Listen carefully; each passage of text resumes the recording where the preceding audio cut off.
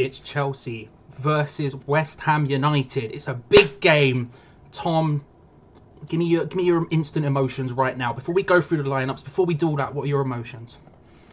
Hyped, ready, points coming, first point of the season. I'm feeling it for some stupid reason, even though it's not going to happen. I'm just excited, bro. Excited. I think everybody's feeling it a little bit. We've been two down. We've been two. Well, we've been 2 down twice. That's correct. That is how score. Yeah. Well, we've been 2 down, but I think we've been placid so far. Tonight is the night. We're coming hard. We're scoring our first goal of the season. Not of the season. That would be pretty bad. Of the restart. And yes, I'm very excited for some reason for tonight, even though I know that we're going to get shut on from a great height. So yeah. How about yourself? Are you ready? Are you pumped? I'm ready. I'm feeling it a little bit. But the thing is my heart is going, we've got this, and I don't know if it's just because I've had some corn on the cob, which is always an exciting time for me personally. But it's just like a bit of hype. But then my head like kicks in, nerves kick in. I'm like, I just don't know. But then again, I don't fully know the lineup. To be clear, Tom did tell me the lineup, but I wasn't listening because I was setting up a stream. So these things happen. First of all, let's get a shout out to the people in the chat. Everyone who's come across from Gio and Gonzo's build up. Hello, nice to see you, Clayton, Eric, Foe, Bob, Peach, Bez Wright, great name. Mike, Terrence, Stephen, Nick, Cal. I mean, big boys. Is Bez right? That is Bez. Is that Bez? Is that our Bez? Bez, is that Bez? I don't know. Bez, if that's you, Bez. Hello, Bez. You alright, mate? How are you feeling?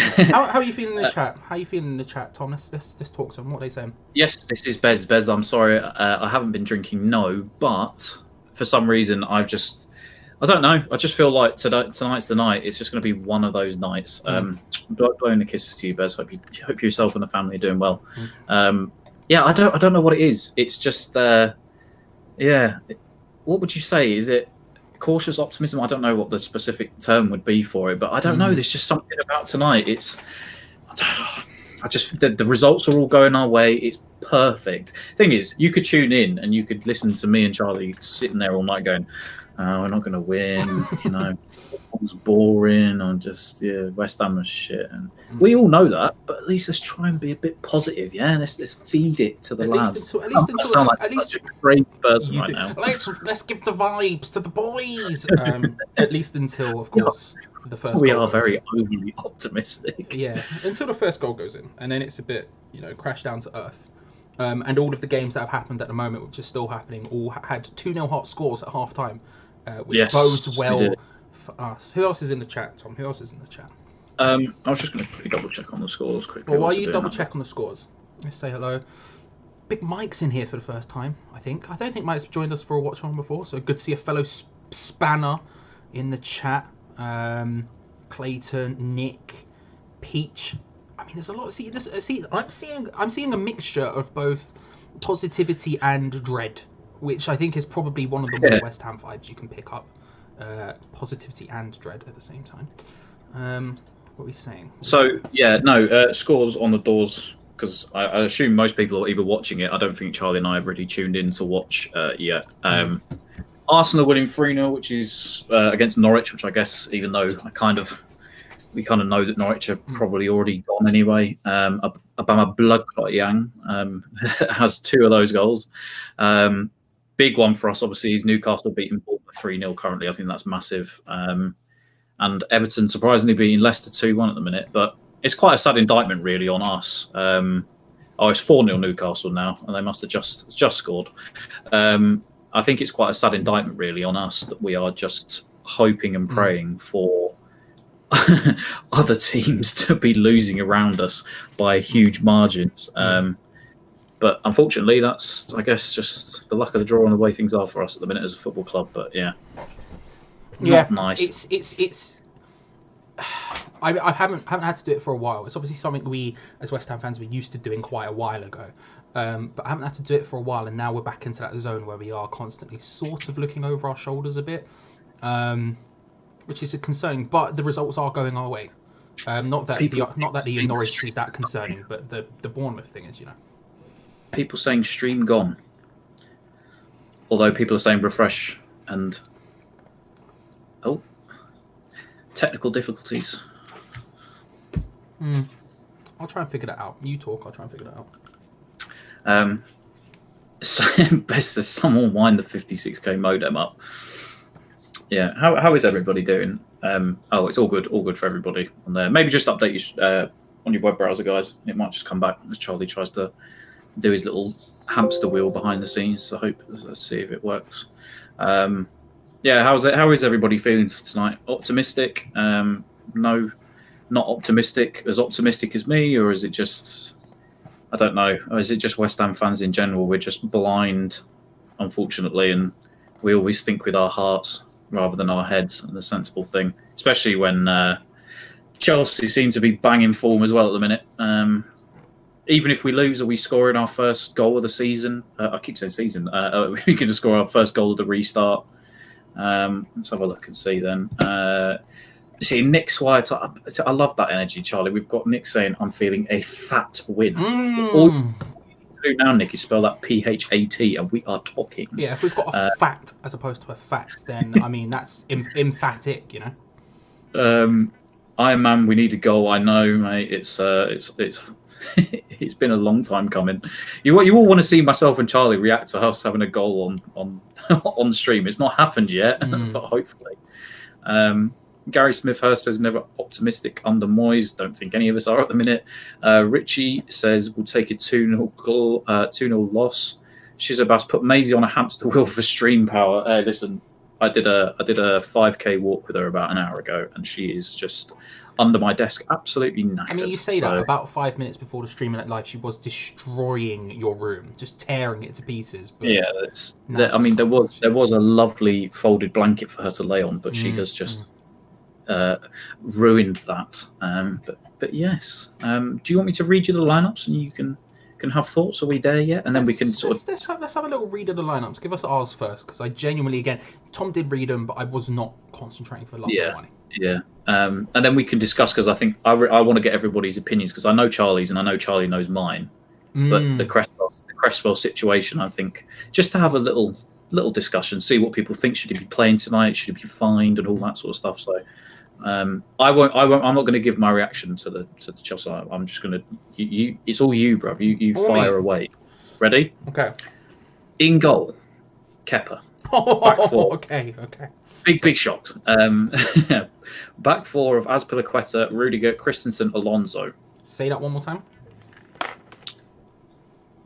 Azpilicueta, Rudiger, Christensen, who was a doubt for tonight, who plays, and Alonso. Okay. What are you feeling about that back four? It doesn't shake me with fear. Like, the thing is, Rudiger's very, very good. Christensen, I think, is very good on his day, but I think is less consistent than Rudiger. I'm one of these people who prefers Emerson over Alonso for some reason. I don't know why. Just there's something about Emerson I like watching more than Alonso, and I don't know, but Alonso's great going forward, so it's not exactly like... Without the big pun, Alonso can be quite the car crash sometimes. What a morbid pun you've gone for there. Of a left back. Absolutely morbid pun. Are you more afraid of that back, those two centre halves? I've just said, Bez in the chat just said the centre halves are weak. Are you more fearing of Rudiger and Christensen or Tomori and Zuma? I think Rudiger and Christensen overall are better than the other two. I like Tomori a lot, but I don't think he's the finished product. But I do like him a lot. No. And Zuma's very similar to Christensen for me, where he is on his good days he's very good, but he's also capable of having an absolute stinker. Overall, I think I prefer the two. I think if from a Chelsea perspective, I prefer the two they've got. But I mean, it's much of a muchness. Yeah, to be fair, I love Azpilicueta. I think he's been such a good servant for Chelsea. I think he's so underrated as a player. Maybe not the fastest player, but technically he's fantastic. See, the thing is, again, if I'm Chelsea, I'd probably prefer to have Reece James in there for now, just because he's. I really like Reece James, man. I think he's a bit underrated. I think they maybe go with Azpi just for the older shoulders, maybe, as they're pushing for Champions League football. Maybe he's just a bit more trustworthy, reliable. I don't know. And I do love Azpilicueta. He's a beautiful man with beautiful legs. I don't know where I was going with that. Whoa! Okay. Carry on. Welcome to Hammer's Chat Goes Dark. Anyway, in midfield, if you want any more opinions on legs, just let me know. just let him know. Midfield three, maybe either two centre mids and Kante holding, because he seems to have pushed Kante back into his natural role as defensive rock. So we've got Kante, Kovacic, and Barkley in as the midfield three. Another week and another really tough midfield three for West Ham to deal with. Yeah, and Kovacic is one of those people who I think had a slow start, but is slowly getting to the point where he was. I like Kovacic a lot. Barkley, I don't know. I don't want to say I don't rate him. I'm just like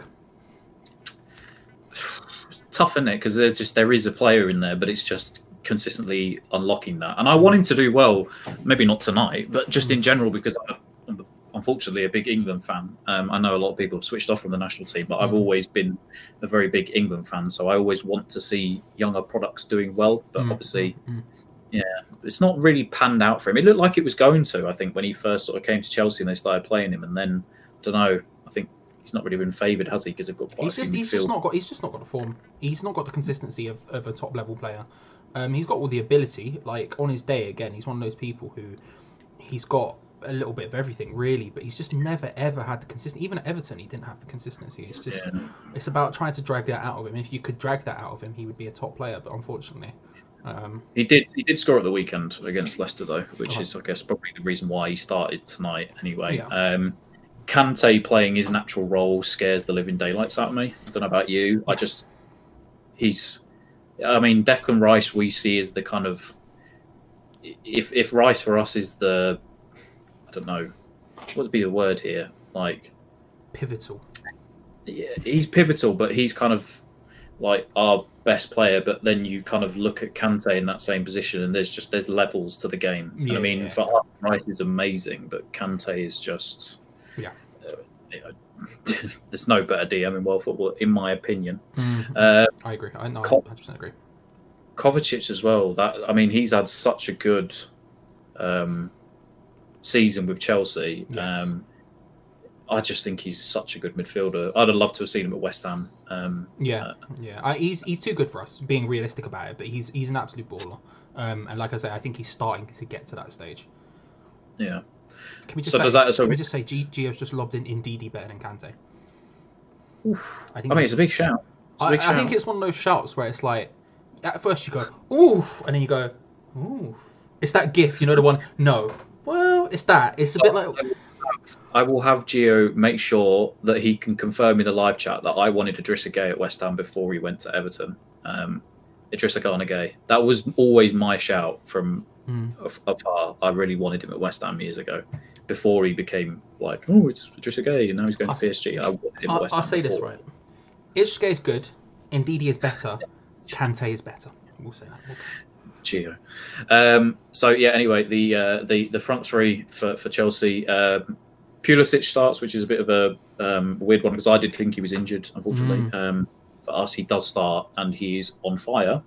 Abraham in for the injured Giroud, and Willian on the right hand side. So, what are you thinking about that front three? I'm already worried looking at it. Yeah, but I wonder if they have any. Is there any combination of people up front for Chelsea that you wouldn't be scared of? Because I agree, I do look at it and I do get a bit shook. But ultimately, would I be any less shook if Giroud was starting? Probably not. Would I be any less shook even if Callum Hudson-Odoi was starting? Probably not. Do you know what I mean? It's not. I don't know. They've got so many good players that there aren't many to be scared of. I just worry because I know Gio was mentioning it in the build-up show just then when the lineups were announced. I think Pulisic against Frederick scares the crap out of me. And like Gio said, we know that Bowen will work hard to get back, but Pulisic is again such a talented player in there. And if he shows up tonight, like he has done since the lockdown finished, we could be in for a really long night, unfortunately. Well, let's get onto our lineup and let's see because I don't know what ours is either. Let's see what this defense is going up against that quite good front three. Yeah, I know. We will get to the chat in a second because I do see somebody saying that Casemiro is a monster compared to Kante. That's if anything, that's a bigger shout than Ndidi better than Kante, if I'm being honest. But then the thing is, without getting too distracted, Jamie, I would argue that Sergio Busquets is just the best in that role as well. Yeah, for me, anyway. Anyway, let's move over to the West Ham lineup. Okay.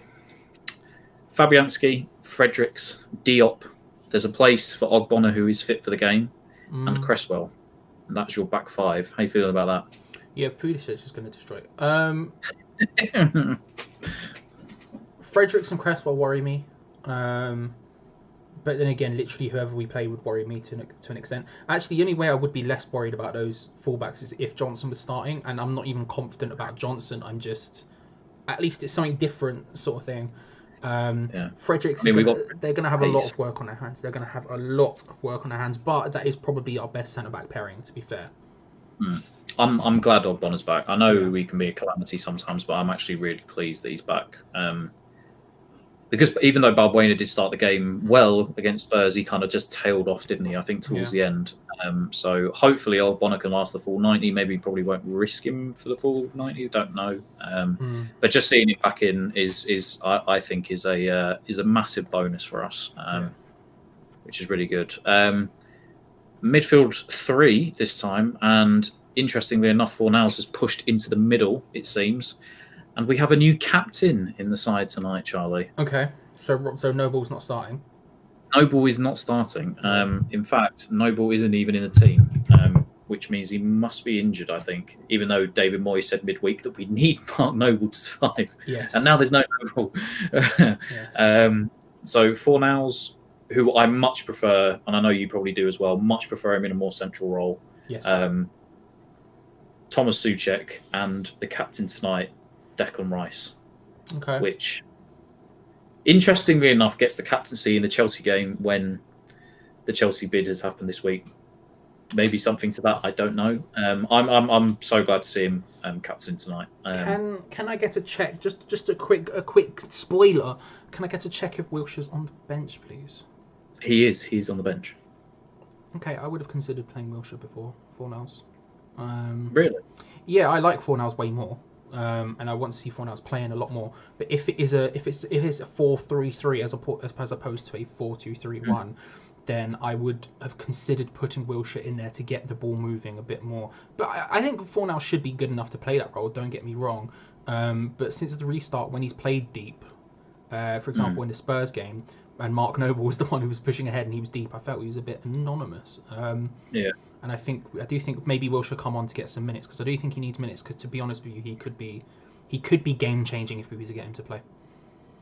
You see, I know Gio's just put there, unsure if Fornals is central, to be fair, expect Lanzini in there. Potentially, I'm only going off if I'm reading the team sheet, and it was just like the 3 and then the 3. So he may be central, he may be out wide. I don't know. Lanzini's in the front 3. Yeah, Lanzini in the front 3, Bowen, Lanzini and Antonio up top again tonight. Bowen, Lanzini. Okay. No, we're not scoring. I don't know what you're all talking about. It's not happening. I've changed my mind. We're getting got. There's no goals happening. Would you have liked to see maybe anyone else up front? Yes, I would. Yes, that is the correct answer. Yeah.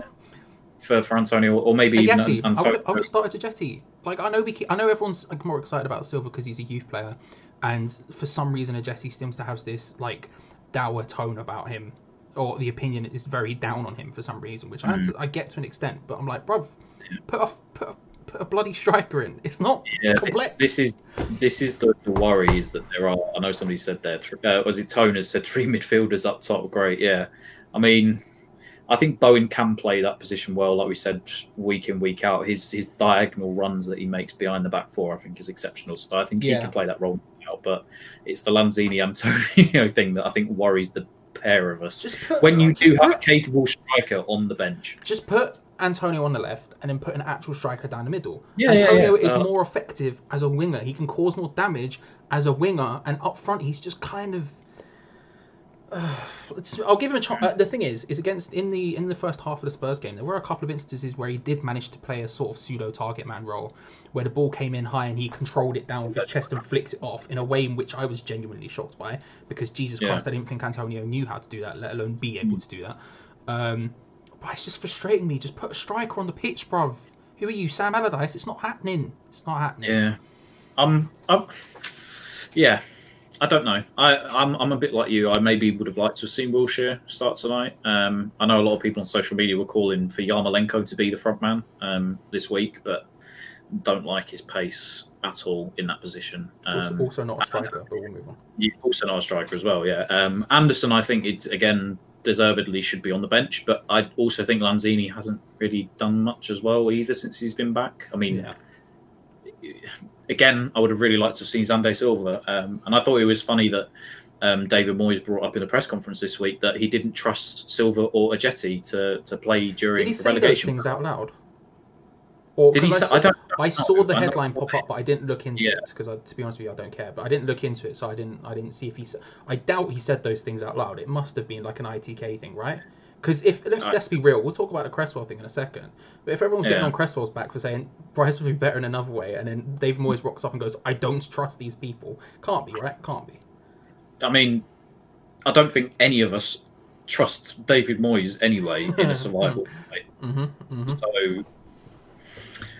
Who knows? Who knows? On the bench tonight, though, Randolph, Ben Johnson, Balbuena, Wilshere, Yarmolenko, Anderson, Silva, Ajeti.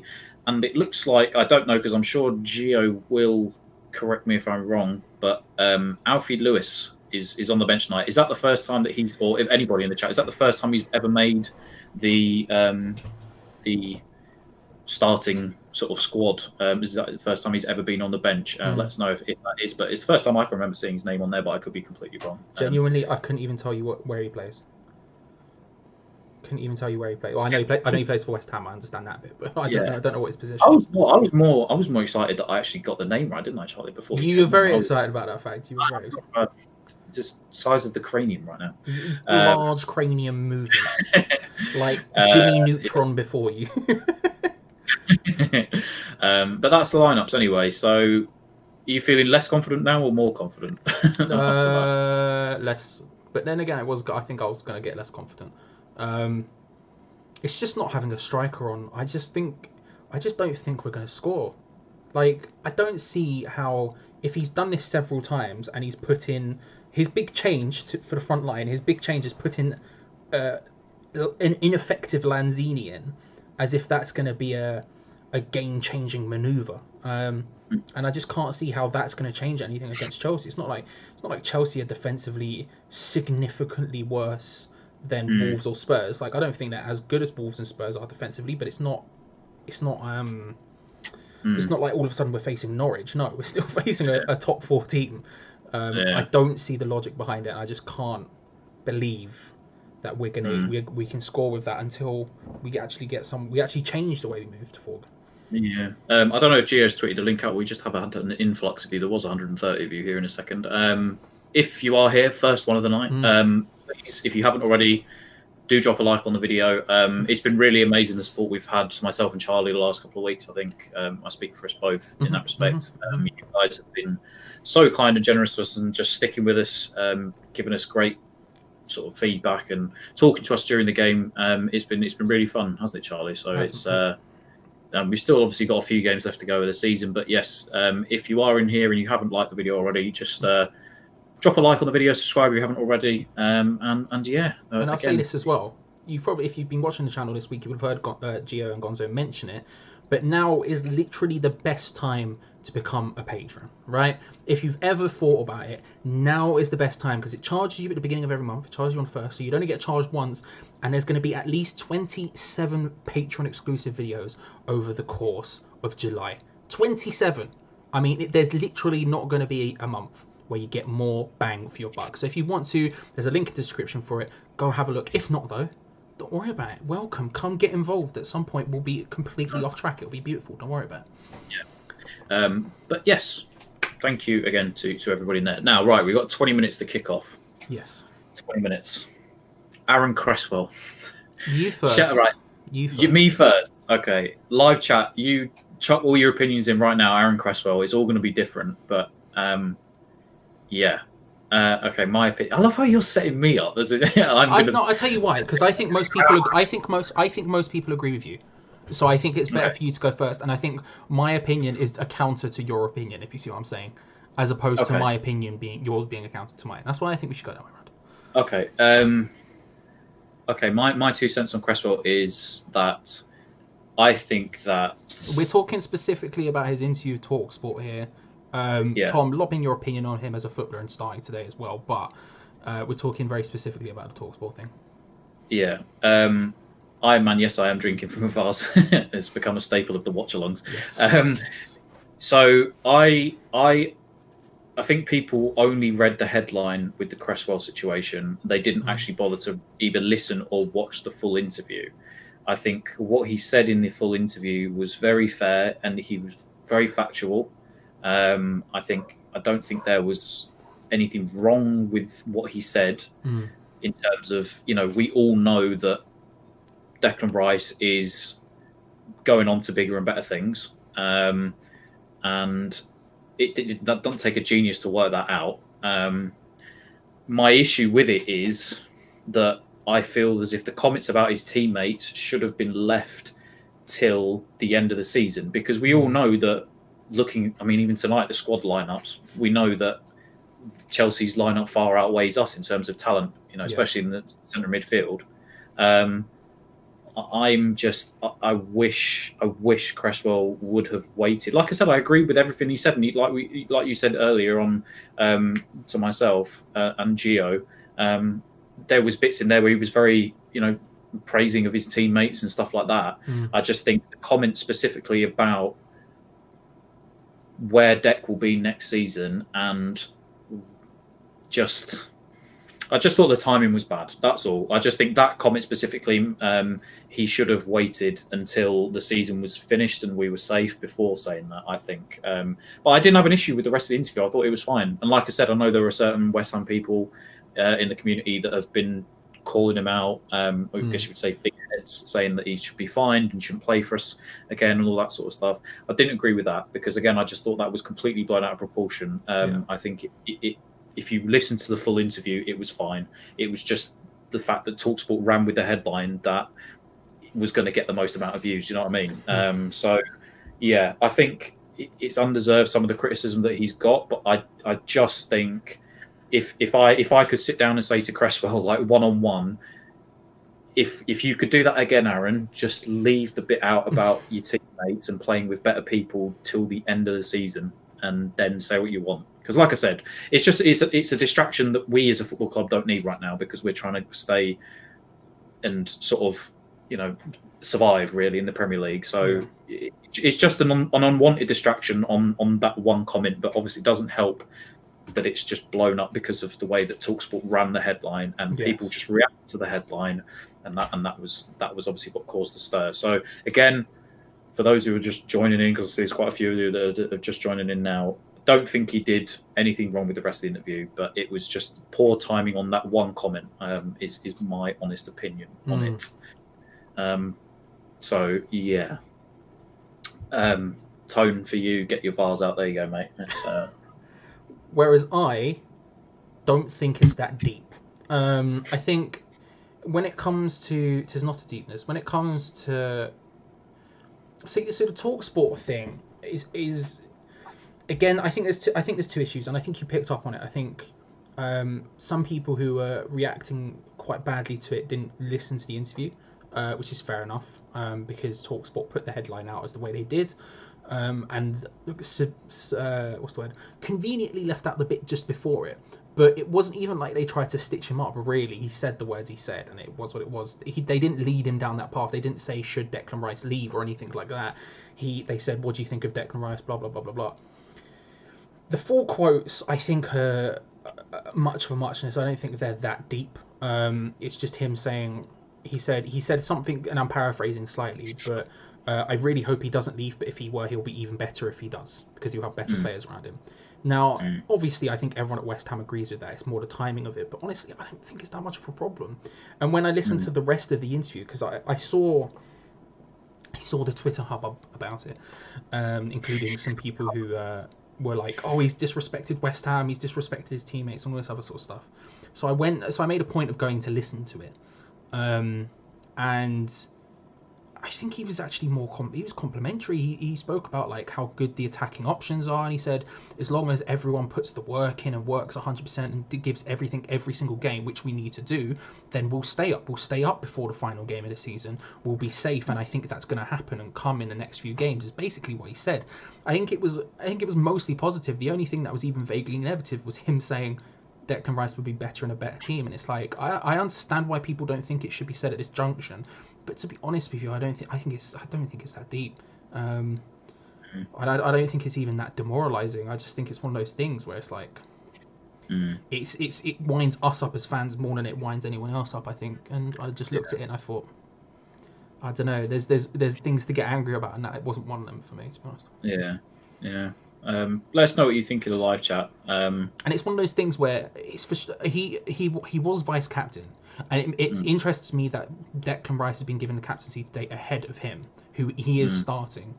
That's interesting. Would usually get it as well. Surely would be. I think Bonner's had it a couple of times. But I know Cresswell, and Cresswell, especially under Moyes last time, was the vice captain, wasn't he? Because he was playing it as centre back and all that. So I think it is interesting that Rice has been given it ahead of him today. And I think the thing is with Cresswell playing is this is just as a side note, there's just no one else to play there. Who are you going to play? Masuaku? Nah, no chance. No, I'm good, fam. I'm good. You keep him for the day. Yeah. So I guess that's the big news. I mean, we've got 13 minutes until kickoff. As I could say in the chat, Lisa Scribante and Rash Capybara, who I imagine is one and the same person, who keeps trying to tell us about. Can we just say if it is one and the same person, I just want to give them their props because they're putting in the work. They're putting in effort. As someone who appreciates a good troll, I do appreciate the absolute vigor you're doing with this. Change if it is the same person, change between multiple accounts. It's a lot of effort to go to for what is ultimately quite a poor troll. So yeah, Nuhui Tolo, I think is how you say it. I'm not sure. One more time for the people at the back. Nuhui Tolo, okay. I think. All right, you do you, bro. You do you. Yeah. So yeah, apparently he plays for Seattle Sounders, so I imagine he's crap, but just harsh. Just harsh. I'm sorry. He may be good. He's a beast. Okay. So anyway, let's have a look at the live chat. David G. Hammer says, I haven't a problem with Cresswell. When Hyatt played, Noble improved. You do improve with better players around you. Oh, 100% agree. 100% agree.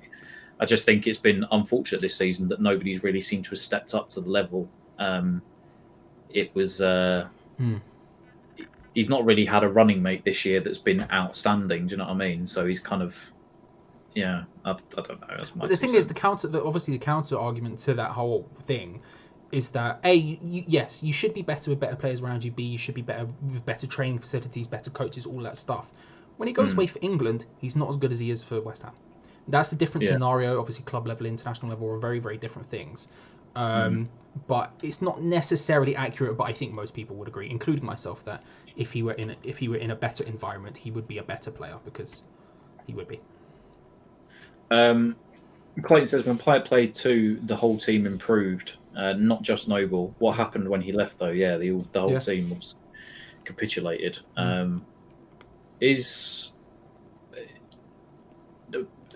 got confused there. Keaton Jones was saying Noble isn't injured. He got 5 yellows. I think we're past the 5 yellow point, my dude.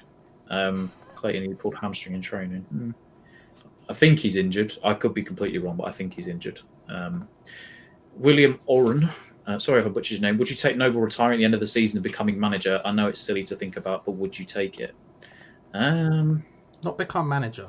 I'd be more than happy to see him become part of the coaching staff. Ultimately, for Noble, my idea with him is he can do whatever the hell he wants. Like for me, he is Mr. West Ham. He can do literally. I don't want to say no wrong, but if his goal eventually is to become a manager, like no one's going to employ you straight out of retirement like that. It's just not going to happen. Especially because I don't even know what his coaching bad situation is. But if he wants to become a manager, be it West Ham or be it elsewhere, then I'd happily facilitate that. Have him in and around get him in the coaching staff, get him doing his badges and stuff. I think that'd be brilliant. But not manager. I think he's perfect for the youth academy. I think that is just a great idol for the younger lads to look up to. Start out at youth level with the youth academy, and grow. We've seen a lot of coaches have done that.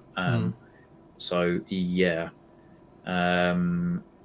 Thomas Lonergan, we would be better with better owners, players, and manager. You just change the whole lot. Let's just tear it all down now. Tear it down and go again. I'd love to do some of those things.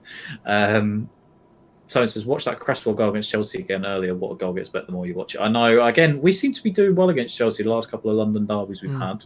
So again, it fills me with some optimism for tonight. Minimal optimism. Yes. ETP clan.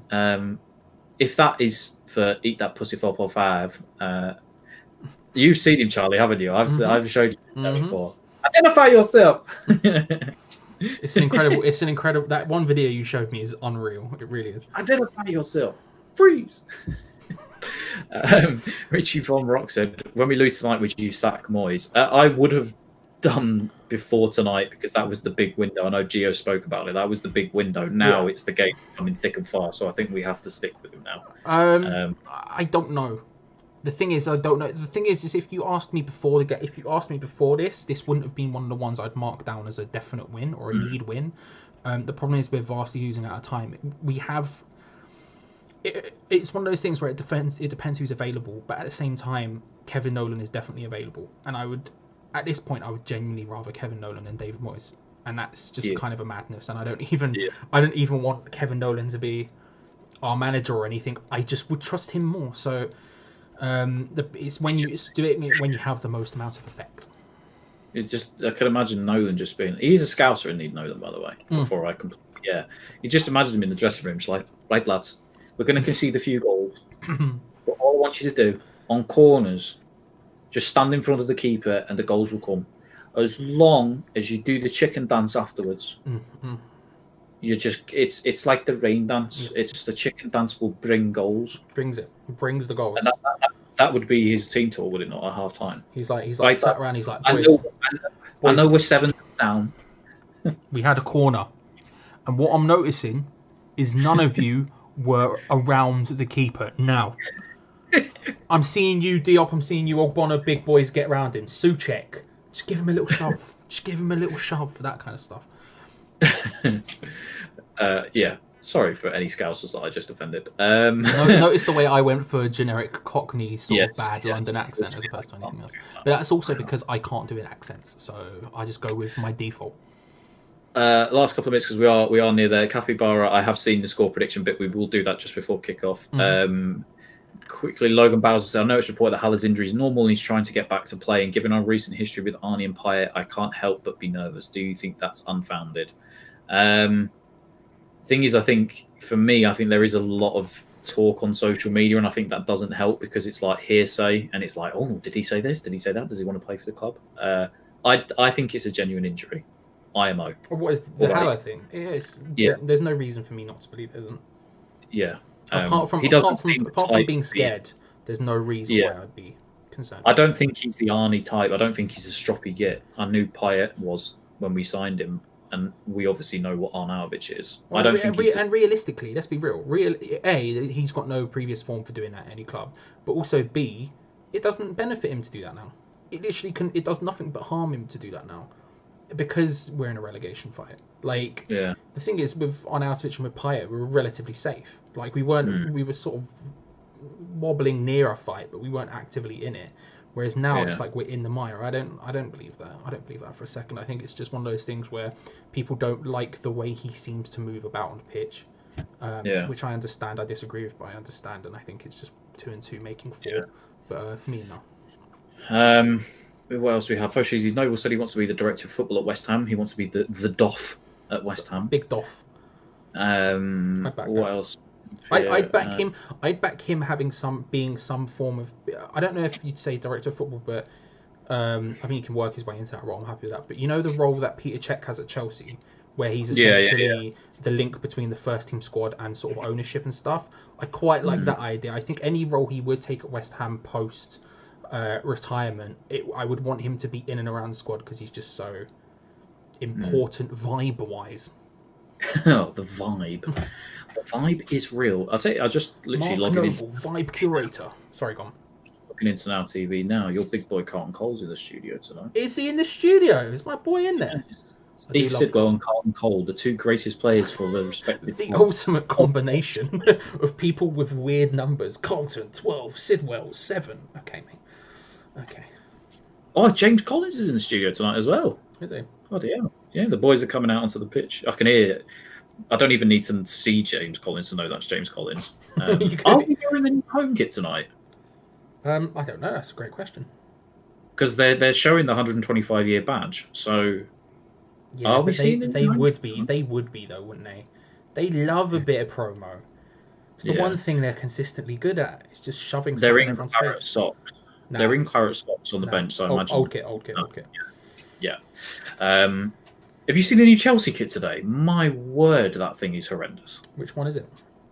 The new Chelsea kit for next season. It's got the. No. I've not been online. Quickly Google that. Look how disgusting that is. I'll have a little gander. I just had a text from you saying you'll be online in 10 minutes. I'm glad that text is taking about 45 minutes to get to you. Maybe longer. What time is it? It's honestly, that Nike Chelsea kit is one of the just worst things I think I've ever seen. Tone says, yeah, that's Chelsea's kit is the worst ever. Who is in charge of Nike these days? They just recycle the same kits. It's over and over again. It's horrible. It's just cycled. Right, quickly, I guess, before kickoff, Charlie, score prediction. Sorry, I was just looking at the kit. Score prediction. Oh, I'm looking at the lineup again, and I just have no faith in it. I don't have faith. The thing is I quite like a lot of it, but it's just that front line. I just can't see us getting a goal, unfortunately, until that changes. But if it does change, and I mean, the thing is, if Chelsea get a bit over and confident, then lobbing it forward to Antonio is not a bad thing. But at this stage, I can't see anything more than a 3-1 Chelsea win, and that's me saying we're going to get a goal because I feel a bit bad saying 3-0.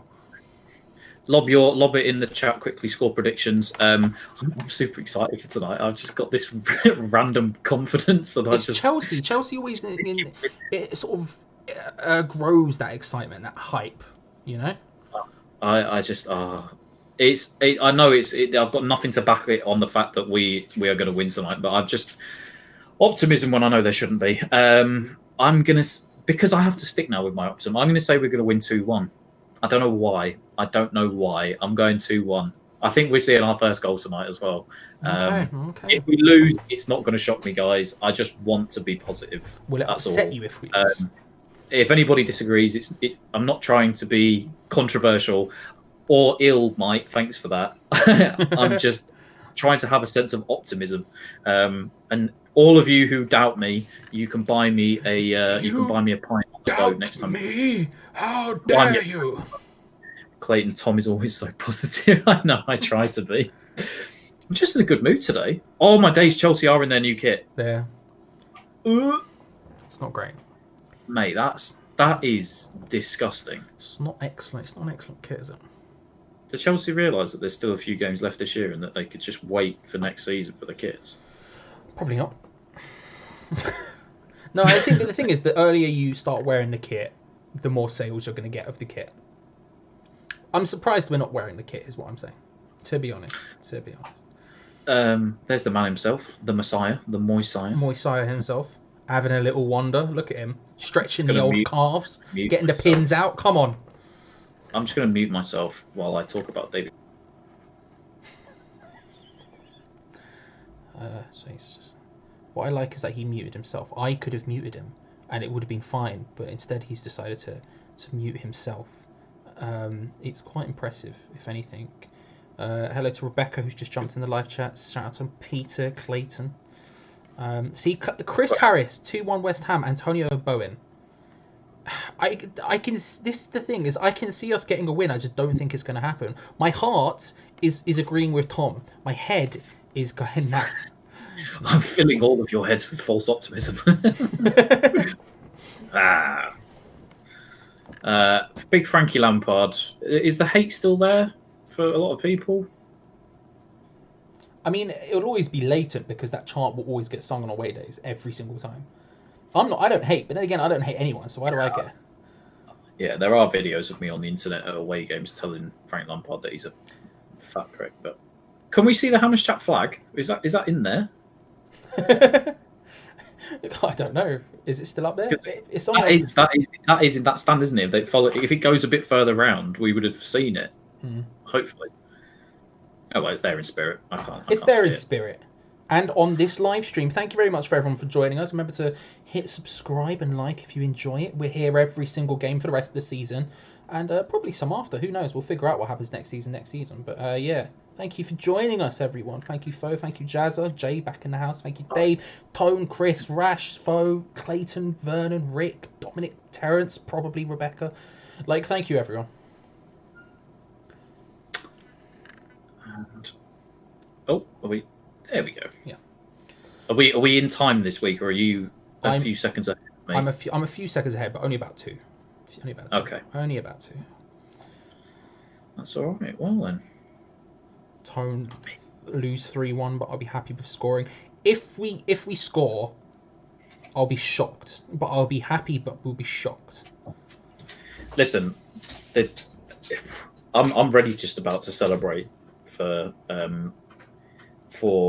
a goal today. Yeah. Chelsea have had multiple games this week, including a bit of a sluggish game, I would say, against Leicester at the weekend. Sure. So like I said, that's kind of built into my optimism. Is that hopefully they're a bit tired. That's the only thing I'm really going off of. I think we need to start really early this week in terms of I think we've been very lax. Would you agree? The last couple of weeks? Yes, definitely. I mean, I think we've also been lax the entire season, if we're being honest. I think we're kind of, because we're 3 games in now, we really need to start picking up that rhythm, I think, almost. And I just want to give a shout out one more time, just in case. Lisa/Rash, if you are one person, you're doing bits. And also, thanks for clicking on the stream twice. That's an extra view. Cheers, appreciate it. Shout out to Rebecca. Hi, Rebecca. Hope you're doing well. Nice to see you tonight. In there. Some sad news. Legendary West Indies batsman Sir Everton Weeks died aged 95. Oh. If you know cricket, you know who that guy is. That's very sad. Great batsman, even though I wasn't exactly around to watch him. But hey go, back to football. When he was batting in his 70s when you were born, yeah. I was in the womb and he was scoring tons. Scraping the barrel for optimism. Bob Collison. Hey, listen, you got to take it. You got to take your kick somewhere.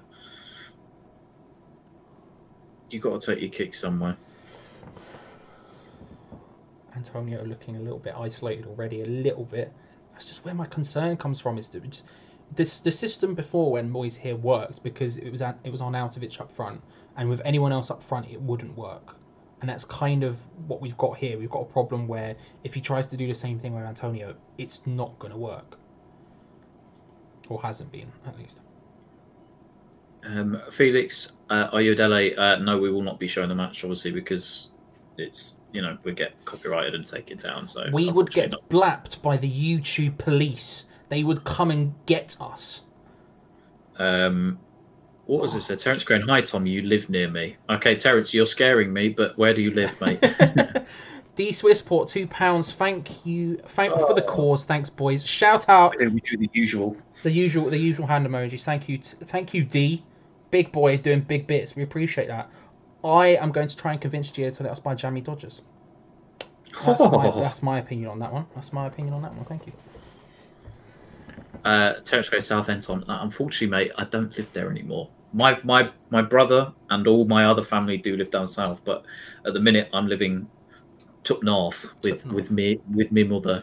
We were all from Dagenham and around that sort of area, and Romford and Rochford. But we moved up here when I was 6 and have been up here ever since. So I'm currently in East Yorkshire, small village called Pocklington, for anybody that gives a toss. Anyone who has access to Google Street View.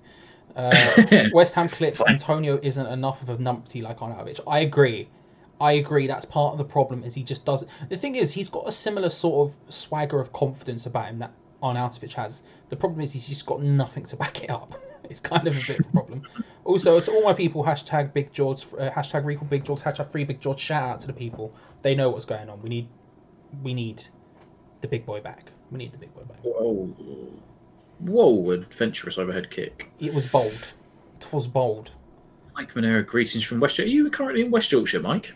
I did not know that, if you're in West Yorkshire. I know you relocated, but I didn't know it was to West Yorkshire.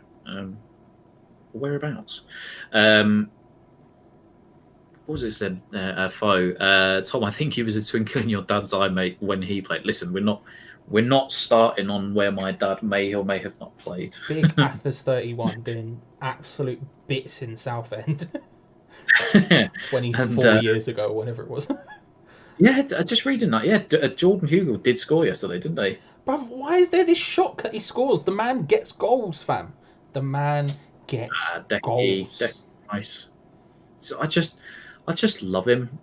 I really don't want us to. I wish we can just if we stay up, we just have one more good year of Declan Rice as he gives the ball away there. I always thought we only had one more season left with him anyway, regardless. Like max, if he didn't go this summer, I was working under the assumption he'd be gone. I just want to see him with his act together, like with as a squad, our act together. Yeah. And actually playing well and doing like a Leicester and see how well we could actually do over a season. Yeah.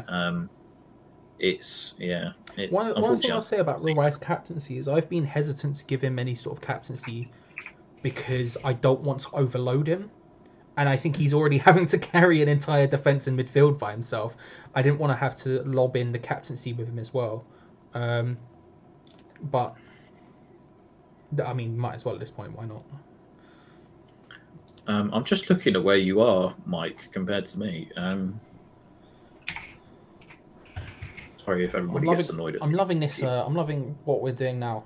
If anyone's played the game GeoGuessr, and I'm not talking about the Scottish boy, I'm talking about the Google Street View game. Yeah, you're only an hour away from me, Mike. Interestingly enough, yeah, you were literally 20 minutes away from me when I was in Leeds, so... That is interesting. That is interesting. Thank you for that. I do miss you, Mike. I hope you're doing well. Yeah, we need Mike back on the boats. We need back. Do you know what, Mike? Around. Ever since you gave me that vape to curb my smoking habit, years and years and years ago, it seems like now. Mike gifted me his vape. I still have it here, actually, Mike. Your Inokin vape. It was. Yeah, how many years ago was that? That was when we first went on the boats. Anyway, Mike gave me a vape, but unfortunately this week I have stopped. I have quit, and it's not unfortunate. You've been doing really well, bruv. It's not an unfortunate thing.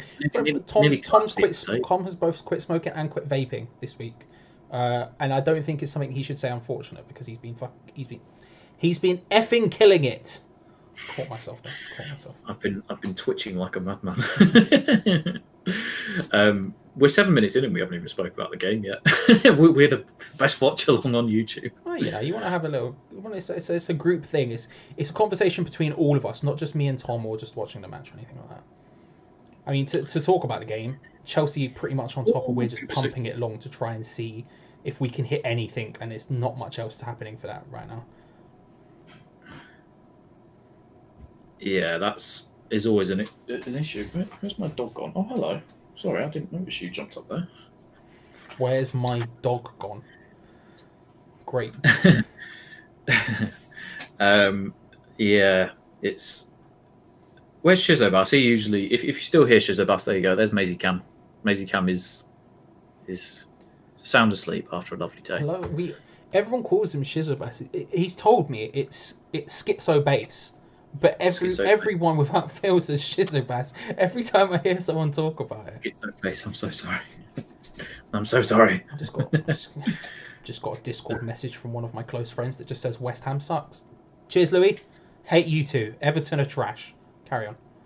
I think I'm expecting Athens 33 and 31 potentially at some point tonight. They both said they're going to come hijack the live stream. Good, so. I'm excited. I love a hijack. This is why I'm appreciating the Rash, whatever the other person's name was, combo. I do like a good troll. I can't act like I don't. Although Ben has told me he's going to become Athers 16 because half of 32 is 16, and it's also Noble's number. So I like where his head's at. Listen, it's outside the box thinking, but it's a disgrace to the Athers lineage. IMO. No. Schizo Base is in the chat as well. I'm so sorry. I'm so sorry. Listen, Skits. I just thought I'd bring it up because I know you told me to my face how to pronounce it properly, and I feel like I should spread the word because everyone says Shizobase, where it is Schizobase. And he's a lovely man, Tom. He's a lovely man. Good. Well, hopefully one day we'll meet him. See, this is already, we're 10 minutes in, and it's exactly the same blueprint as the last 2 games, unfortunately. Just sitting deep, hoping to win the ball back, pumping it long, and Antonio just looks lost on the halfway line. Dear. It's another long night incoming. Speaking of 32, did you see the news this week about one certain famous West Ham 32? I did. Go on. This is your time to shine, bro. This is your time to shine. Big up Declan Rice, great challenge. But just quickly, anybody in the live chat, Carlos Tevez next season, yes or no? Because hell no, I know what my answer is. Ooh, Willian. Yeah. And that's where they're most dangerous, is when you have Willian and Pulisic coming in on the inside. The thing is, Pulisic isn't as effective right now just because they're camped in our half, and Pulisic is lightningly brilliant on the counter-attack, and at this point they're not having to counter-attack, to be honest. But if you let them in on the inside like that, they're going to pop off shots, and it's not a great thing to happen. I would, to answer your question, I would take Tevez in an instant. Listen, I know people in the chat are going to say no because of wages and everything, but if Charlie can have recall Big George, I want my own hashtag for Tevez. But literally every social media, every handle, every old password when we were allowed to have just 7 or 5, whatever characters, it just is Carlos Tevez. I think I would weep like a child if he came back. He's not going to be fair. I know. He definitely won't come back. Just to have that quote again, it was like, I felt like I was just young. Look at Jazza in the chat. Big George J. Tevez partnership. Yes. My beating heart. What a beautiful moment it would be. There we go. Love that. Oh, here we go. Mikel Antonio. What a throwback this is for the long throw-in. I feel like I've not seen that in a while. Our striker doing the long throw-in. You love to see it. You love to see it. Tone Lock, the BBC. Did the BBC put that in? Because that's kind of what is accurate. Let's be real. I just keep thinking Chelsea are in a training shirt. It is such a horrible kit. It's one of those things. I don't think Tevez would come back, but would I? Yeah, of course I would. I mean, would I rather Tevez starting today than Antonio up front? Yes. Would I rather Tevez be the first choice off the bench? Yes, of course. That feeling when he scored against Spurs, it's just never left me. Like I said, I did Chelsea grow up in the first very suicidal football here, passing it around at the back in the most obvious way you're taught not to as a child. Antonio not through, but he's outside the area. He's wriggled through, and he's dragged it wide because he's Mikel Antonio. Oh, Antonio! Oh, why is it when it comes to the football? Is he ended up in the net? I thought he scored himself. That was Lanzini. That would be beautiful.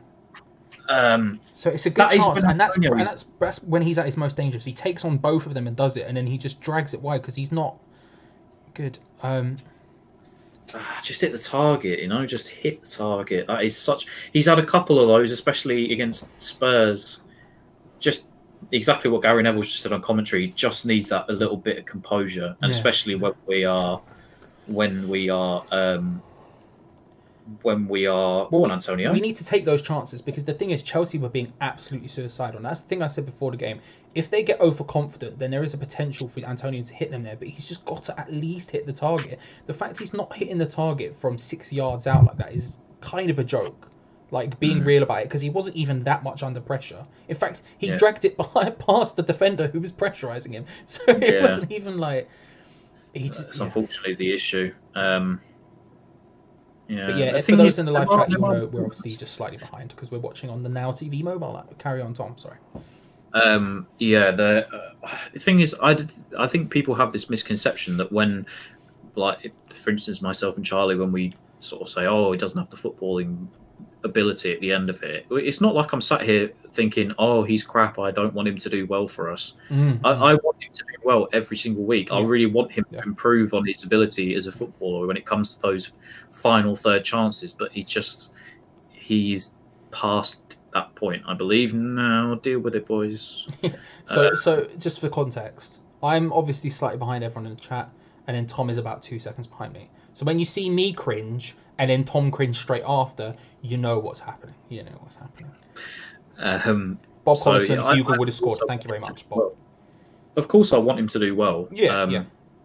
He can't hit a barn door, or was it a cow's ass with a banjo, or a banjo? I mean, the thing that was said was you can't hit a barn door with a banjo, but I like to think about it the other way. You can't hit a banjo with a barn door because he's just that inaccurate. Imagine swinging an entire barn door like you're in a Dynasty Warriors game. That's a nerdy reference. I'm sorry, everyone. Oh dear. See, there we go. Antonio, see, this is all he's going to have to do. So isolated. It's unreal. I mean, Jared Bowen was pretty much playing right back there, so it's, yeah. And that's the problem is the thing is, good teams pin you back, and they pin your wingers back, and they make them less effective. So if your wingers are pinned back, then they can't be, doing anything. But they're not particularly doing much to do that. It's just David Moyes has set us up so deep that's just the thing. And that was exactly the same. It was exactly the same when he was here before, except we had Arnautovic up front, who was very effective and very good at shooting, whereas Antonio isn't that. He's got the power, he's got the pace, and he's got a sort of the never say die attitude. But when it comes down to it, like we just saw, he just can't do it, unfortunately, as Tom tries to attract Maisie. Like I said, she was giving me the eyes. Sure. Come on then. Come on, Chris. Come on then. You're gonna come on. Come on then. You come here. And he's very isolated. It is kind of, the shape is kind of a 4-2-3-1, but we sit so deep it's more of a 4-4-1-1 at times, or a 4-5-1 to be honest. It's just frustrating with Lanzini just behind Antonio. Just to talk about the game while Tom deals with his dog. Sorry, distracted by Doge. It is what it is. Oh, that's fine. That one rip.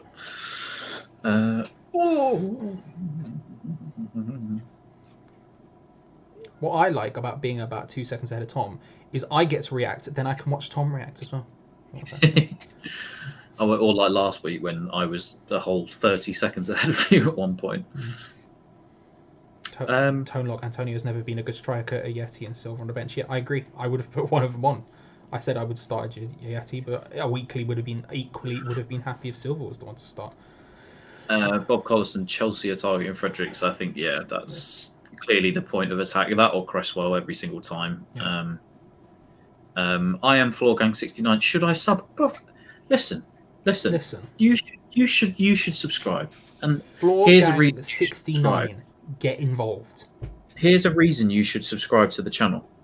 Go on. Here we go. Myself and Charlie are the two best looking football fan channel type people. Yep. On YouTube. I'm just going to say yes. I'm gonna go further. You specifically are the best looking person on YouTube. There you go. Floorgang's been sold already. Look at that. 69's in. Okay. Done. Yeah. Appreciate that. We'll give you the other reasons later. We'll give you the other reasons later, Floorgang. But we appreciate the love and support. Yeah. For anybody else that won't. For anyone else, I'm a Liverpool fan, but I subbed it. Hey, look, we appreciate that, mate. Congratulations to Liverpool, fully deserved on the title win. Yes. A great point to just to say, if anybody hasn't already, for the 92 of you watching in here, drop a like on the video. If you are a fan of another team, if you like our content, do feel free to subscribe. We appreciate every single one of you that comes in here and joins us. So yes, and think about it this way: if you're a fan of another team, so if you're a Liverpool fan, in the example of Floorgang69, when we eventually do face Liverpool and we do one of these, you get to watch us get absolutely annihilated with us. and you can talk to us about it as we get destroyed. So that's, if anything, that's a great selling point, either. It is. Lisa Scribante, racist ref will give Antonio foul. We're not even going to go there in that down that road. It wasn't a foul, I don't think. Unfortunately, hopefully the Hammers stay in the Prem. I appreciate that. I mean, all of us are hoping, but it looks like it's looking increasingly dire a little bit. Yeah, we're going to stay up off of the back of everybody else losing, which is crap. Mike says, "Is it me or are the refs getting older?" Do you know what? I've noticed that. I don't know who's reffing tonight. It may be Mike Dean. I don't know, but Mike Dean's grown a killer beard in lockdown. Have you seen it? Yes, it is a beautiful beard. Oh no! Was he missed? I know, it's bad. Mike Dean has grown an excellent beard over lockdown. You can't deny it. The man of the hour for Chelsea, the man on form. How was he missed? Everyone sort of lets it slide for him as well. Literally, everyone. That's a great dummy from Abraham. A double dummy as well. Oh, that is unfortunate. I'm going to have to go collect my dinner in a second, so I'm going to have to leave. There you go. Look, it's scored in both Premier League games since the season restart. Exactly. I'm shocked he just missed that 1-1. That was crazy. So am I. But then again, we're only 20 minutes in, and he will get at least 4 more of those. When you go, don't worry, that's calm. I've also got a pizza sat to my side. I'll have a slice of it at some point. I'll have a slice of it. I'll enjoy it. It's a Hawaiian, for anyone who's wondering. And I'll have a slice of that at some point, but don't worry about it. We on stream when we shouldn't. I have fish cakes tonight, though. Nice. Not what fish on the inside? Melted middle fish cakes. Bloody very nice. Very nice. Very nice. Very nice. Well, I've actually set up the single cams for both of us, so when you go, I can just single cam it. I've done bits. Oh, yeah, Bob Collison just said, bring on the water break, please. Yeah, actually, I'm going to go at the water break. I completely forgot there are still water breaks. Can we? Only if it's said in a similar way to Dale Winton. Bring on the water break! What a show that was. Do you remember that? The Wall? Great show. Eric, Charlie has the best beard, 10 out of 10. Thank you. See, the thing is, it's going back now, because I'd obviously shaved it for a while, but it's getting back to its state that it's in. I don't know. I'm thinking. I don't know what I should do, Tom. Should I keep it? Should I maintain it at this length? Should I keep it growing? Should I shave it all off? No, you know how I like your beard. Yeah. I like it with the shorter hair but the longer beard. Just a cool MF right there. Thank you. Jeffrey Stelly, what is a fish cake? I don't know whether to be upset. You care that much about fish cake? I respect that. I do respect that.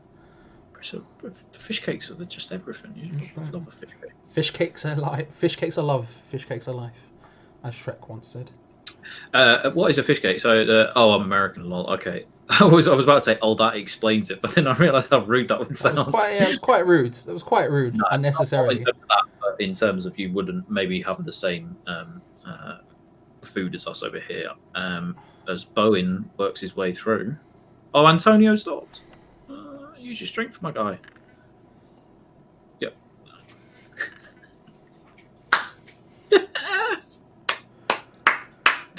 And that is why myself and Charlie have that. Oh, there you go. Could you have a better touch than Antonio? Yes, you could, couldn't you?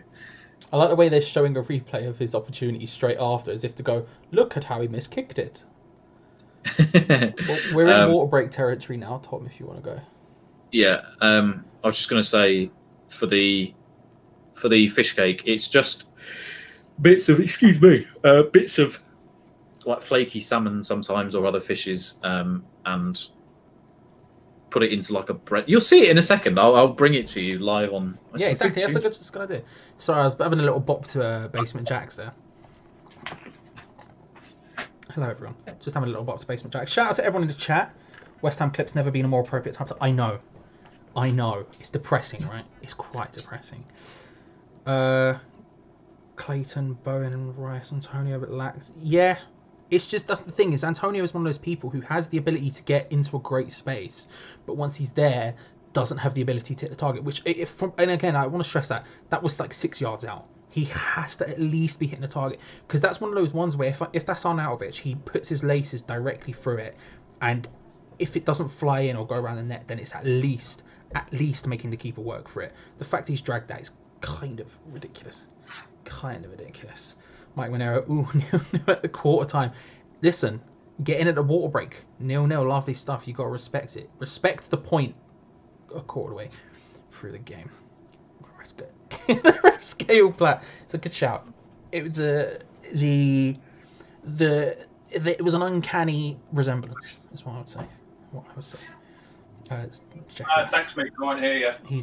You can hear Tom coming in. You can hear Tom. Let's bring him back. Here he comes. Thomas, you're back on stream. Let's see fish cakes. Oh no, it's 10 minutes. 10 oh, minutes. You paracetamol though, because I've got a bit of a nasty headache coming across. That's fair. Absolute disgrace. Look at that vase back out. I love it. West Ham through again.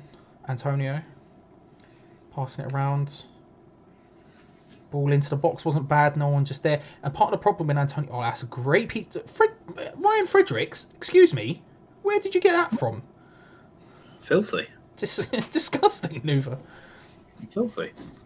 Part of the problem when Antonio does link up wide, which he has done a couple of times, is it just means there's no one in the centre. When he does the long throw, there's no one in the centre because he's the guy. Chelsea. Do you know what? I just realised why I may have an issue.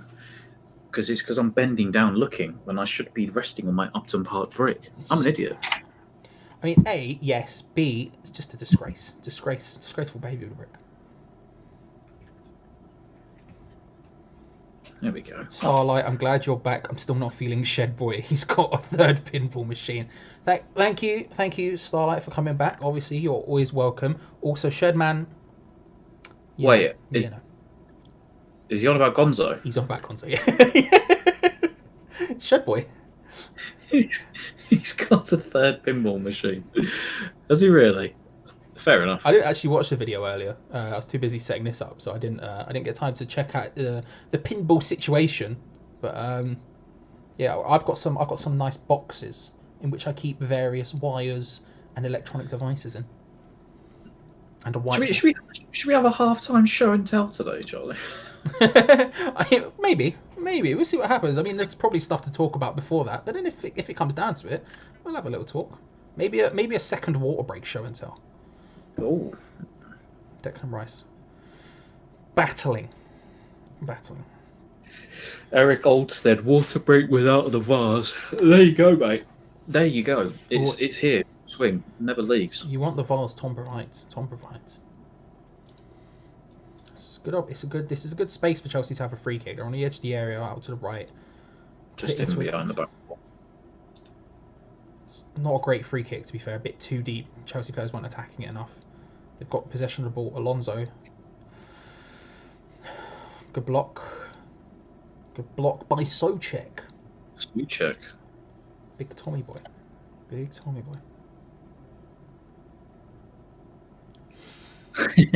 Jeffrey Stelly came for West Ham, stayed for fish cakes. Just you wait, mate. The big teams are coming up in a minute.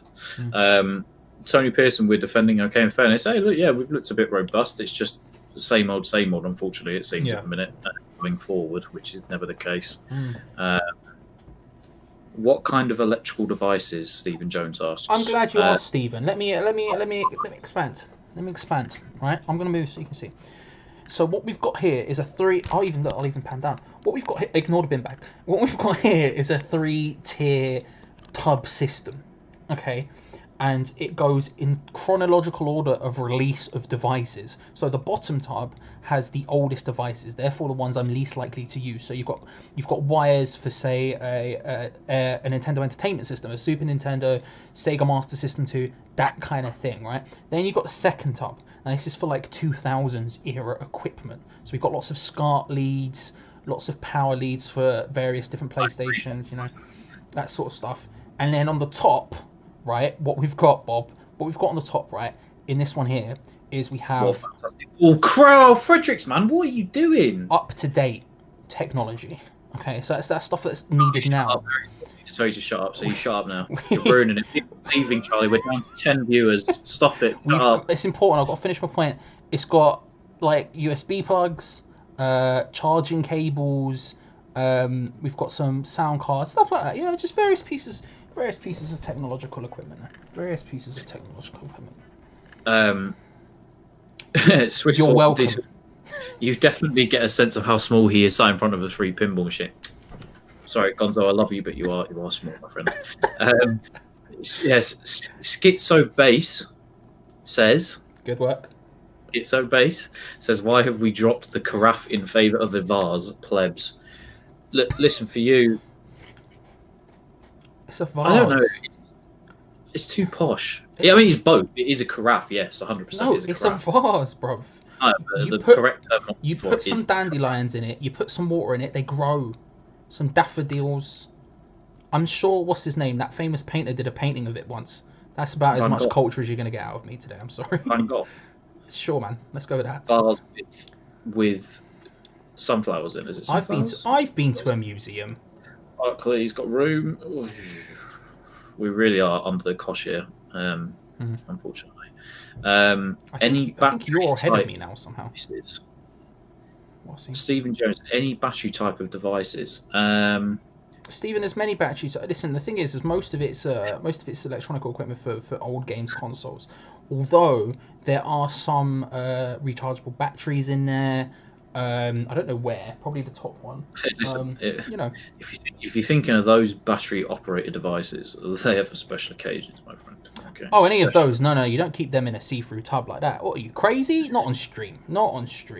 I've got drawers for that. I've got a fucking 16-inch black one in the drawer. To wiggle out. What else? Tone says, do you guys have any... Actually, do I do it? Because if I say this now, you're just going to go off on one, aren't you? What? Let's just watch this attack first as Jared Bowen thinks about driving down the wing. Will he do it? Will he or won't he?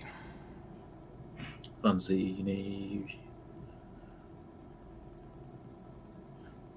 So I'm just behind you, which is making it worse. I'm ahead. Excellent.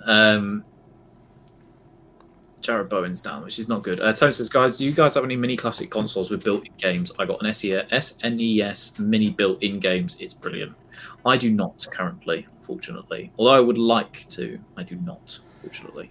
I don't have any of them, but mainly because I legit have, for example, an SNES with a lot of games. So I don't really need to.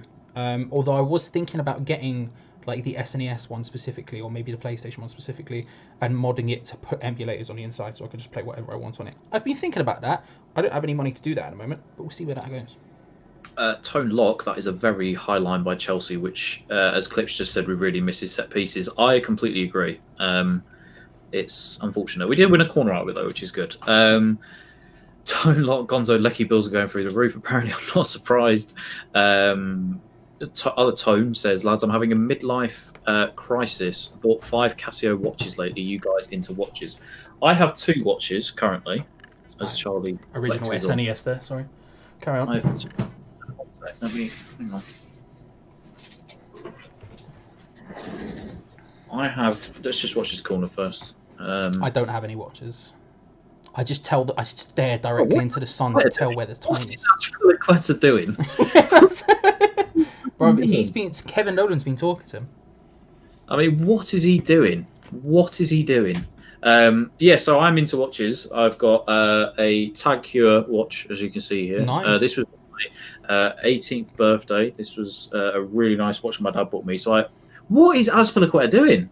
What is he doing? You've got to love it. You really do. It's just like the opposite. What I like is that he was complaining he was the wrong party in that, which is really beautiful.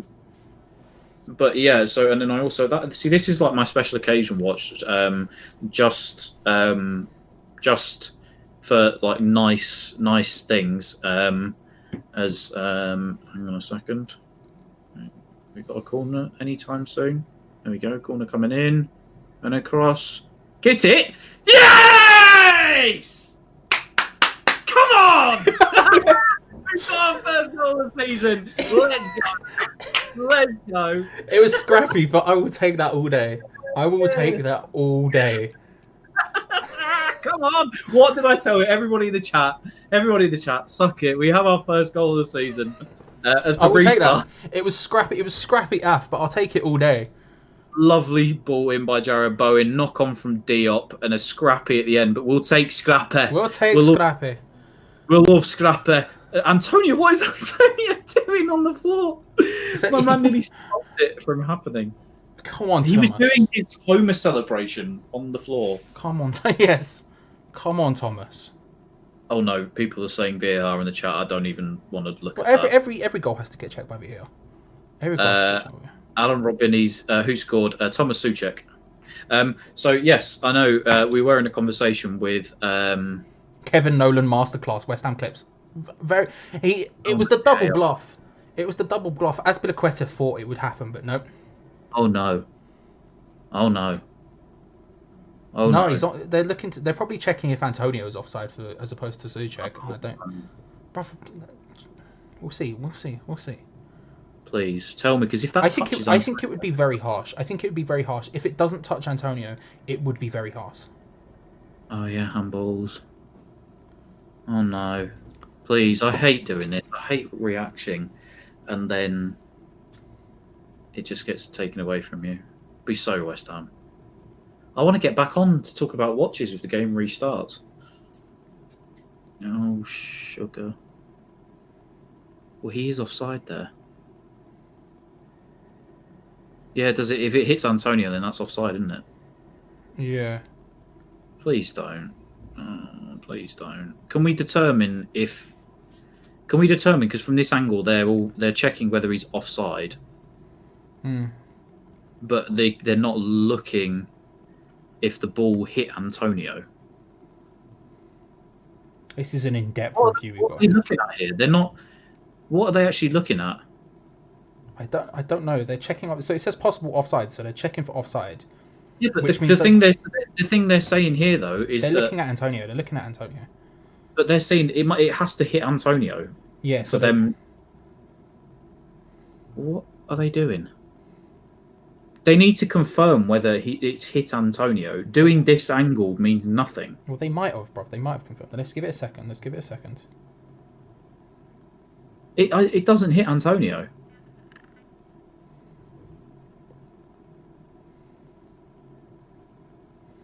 Does it? I can't tell from where I'm looking at. Let's have a look as it comes in. Okay, it's not hit Antonio there. It is on Antonio's back. It does land on Antonio's back, but it doesn't matter at that point. It's when Souček hits it. Does it hit? Let's have a look. Let's have a look and see. I don't think this is good for us.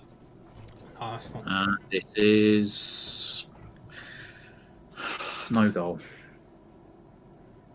No, I'm Gary Neville. I don't like that. That is a joke. That is a joke. The fact that it didn't go our way last week, and this week it's not gone our way again. I need to see precisely what they've disallowed it for. Yeah. If it's for when Antonio was lying on the floor and it hit off him, I didn't see, but sure, I couldn't tell. It doesn't help. It doesn't help looking at it on a phone compared to a screen or something like that. Absolute disgrace of a decision, in my opinion. Yeah, I'm not happy with that. All right. My dinner is ready, boys. Fish cakes are coming. All right. Okay. Yeah, I think we don't need to get down about this. You see, this is the annoying thing is I know now clearly that Chelsea are going to go up the other end and score. This is when we need to step up. This is when we need to step up. There needs to be everyone needs to regroup and come back out on it. You can't shrivel up after a decision like that, which is usually what would happen. If we can actually see, because those lines aren't telling us anything, we need to see that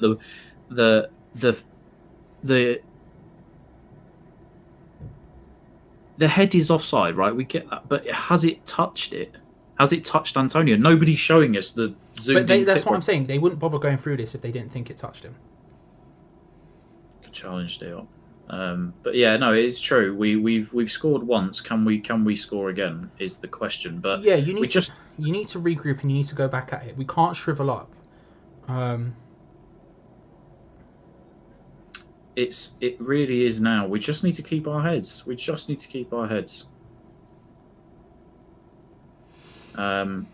We need to stay. Personally, I couldn't see a touch on Antonio, so I'm saying it should have stood. Antonio obviously touches it as he's falling over, but once he's down on the ground, which seems to be what they're checking, I didn't see if Souček's goal hits off him. And at that point, how is he offside? Unless you're saying he's interfering with the goalkeeper. But if he's interfering with the goalkeeper, you wouldn't need to check and zoom in 15,000 times. You would see that from an instant. So The thing is, though, it's kind of those. It's one of those ones like the Davinson Sanchez one the other day. It looked like a perfectly fine goal till after the game when we zoomed in and we saw it actually hit. David, listen, all right, okay.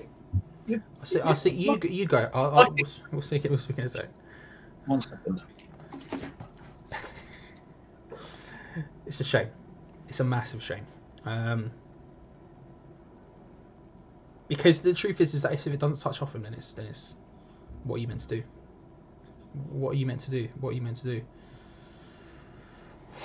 Frustrating moment because we should have been 1-0 up. And again, it's doubly frustrating when you see that it didn't go for us last time, and this time it's not gone for us again.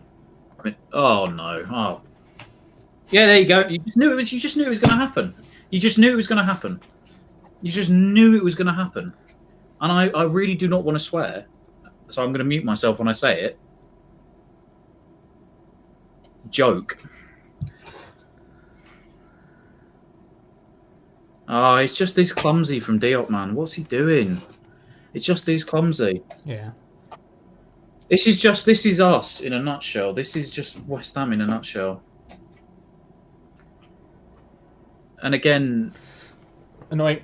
Very, very, very, very annoying. I mean, if the VAR thing hadn't have happened and we were 1-up, does this then happen? I don't want to say, oh, it's rigged. West Ham, we're always unlucky, but it is just. No, we've been unlucky today. We've been unlucky. Well, that's a definitive. Let's be real. That is a definitive penalty, though. As easy as it comes.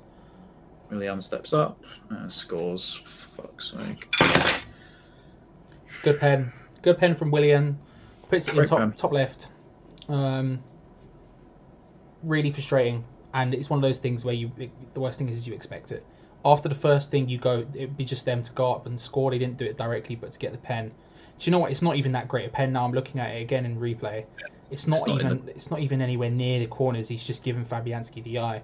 A VAR check to make sure that nobody ran in on the penalty spot. It's frustrating. In the words of Lily Allen, it's not fair. I think you're really mean. It's a longness. It's a deepness. And all of my positive energy has been sapped. I did say that would happen when they went 1-0 up. I did call that. We need damage control before half time. We need damage control. As my mum just texted me saying, no swearing, it's a family show. Don't worry. Thank you, Ted. Thank you for looking after Tom. Mother. So yes, for those asking, fish cake. Oh, okay, right, we're back. I don't know. Is it Nelly? Yeah, he stayed for the fish cake. Here is Anne fish cake. Anne fish cake with a creamy middle, which is very, very nice. And what else have we got on there? We're seeing some pasta. We're seeing some tomatoes. We got some tomatoes. We just got a bit like a vegetable malaise thing. How we this live taste test? What are we saying? Fish cake. Good fish cake. Very good fish cake. I respect it. See, that's the sort of stuff you get. These other fan channels, they're probably discussing the laws of the game and everything else. Fish cakes, bruv. Fish cakes. So again, it's just we're really under the cosh now. Not that we haven't been before, but just having that added gut punch is giving it a sort of different tinge, and we need to step out a little bit from this. But at the same time, we need to go in. It's damage control, isn't it, really, till half time? Keep it at 1-0 with a fighting chance. We go in 2 down and it's game over almost. They are in complete control, and they have been for most of the half, to be fair to them. I did see someone above, I think it was Clayton.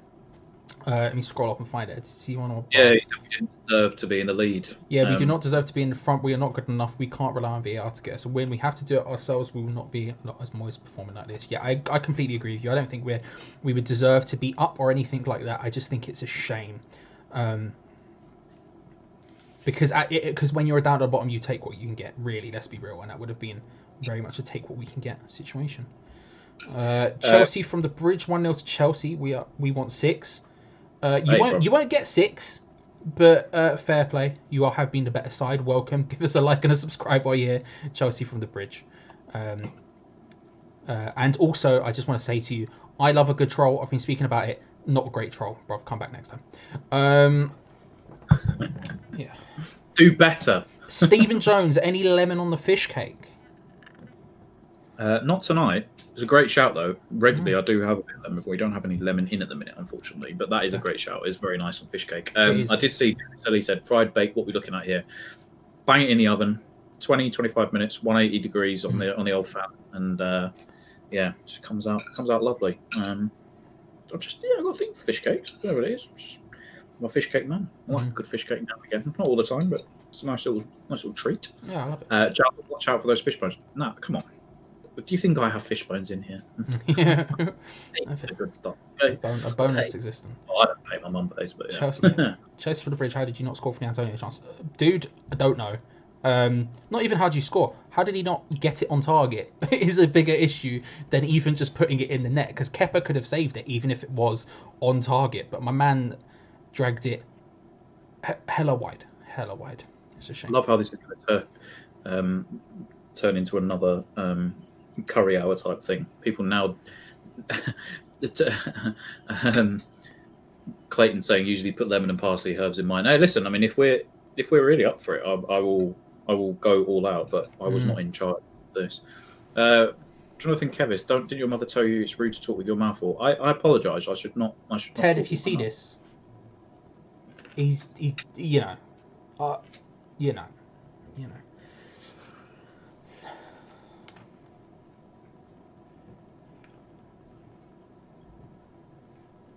This is a huge test for Moyes because the team will not be happy by any stretch of imagination going in at half time. Oh, please. I've just said I wouldn't say with. He's charging through. Oh, where's he going? Really good. What are you doing, pal? Oh, we'll have that before half time. Right, come on, boys. Come on. That was maybe some Mikel Antonio-esque defending. What a time to be alive. Come on, then. Let's have it. Another goal from a corner. Let's be having ya. Where are you? Come on. You? Big Thomas Souček. He's the best prop in the world. Another good set piece in. Souček down. Yeah! He's really? He's done it.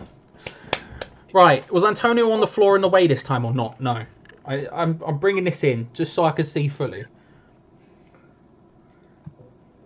You know when do you remember when Adama dribbled through and we were like, that's a warning sign, don't let him do it again? My favourite song's playing, by the way, in the background. Oh, his reaction that's a great at that corner, he was I realised I was like, oh no, it's because that's a brilliant header. It's because he's so good. That's why all the Slavia Prague fans loved him. He chips in with so many goals from corners because he is just... Azpilicueta was just absolutely bullied him there as well. Yeah, love that. Absolutely beautiful. Get in. And have we kicked off? We have. We've finally scored our first goal, yeah! Charlie. Goals! Come on! For Rash Capybara, who said he was going to take his dog out, unfortunately, you may have just missed the goal. Yeah. Welcome back, though. Welcome back. West Ham have actually put it in the net, and it counted. Like I said, that initial reaction straight away, I was panicking because it looked like it was about to get cancelled. Do you know what I mean?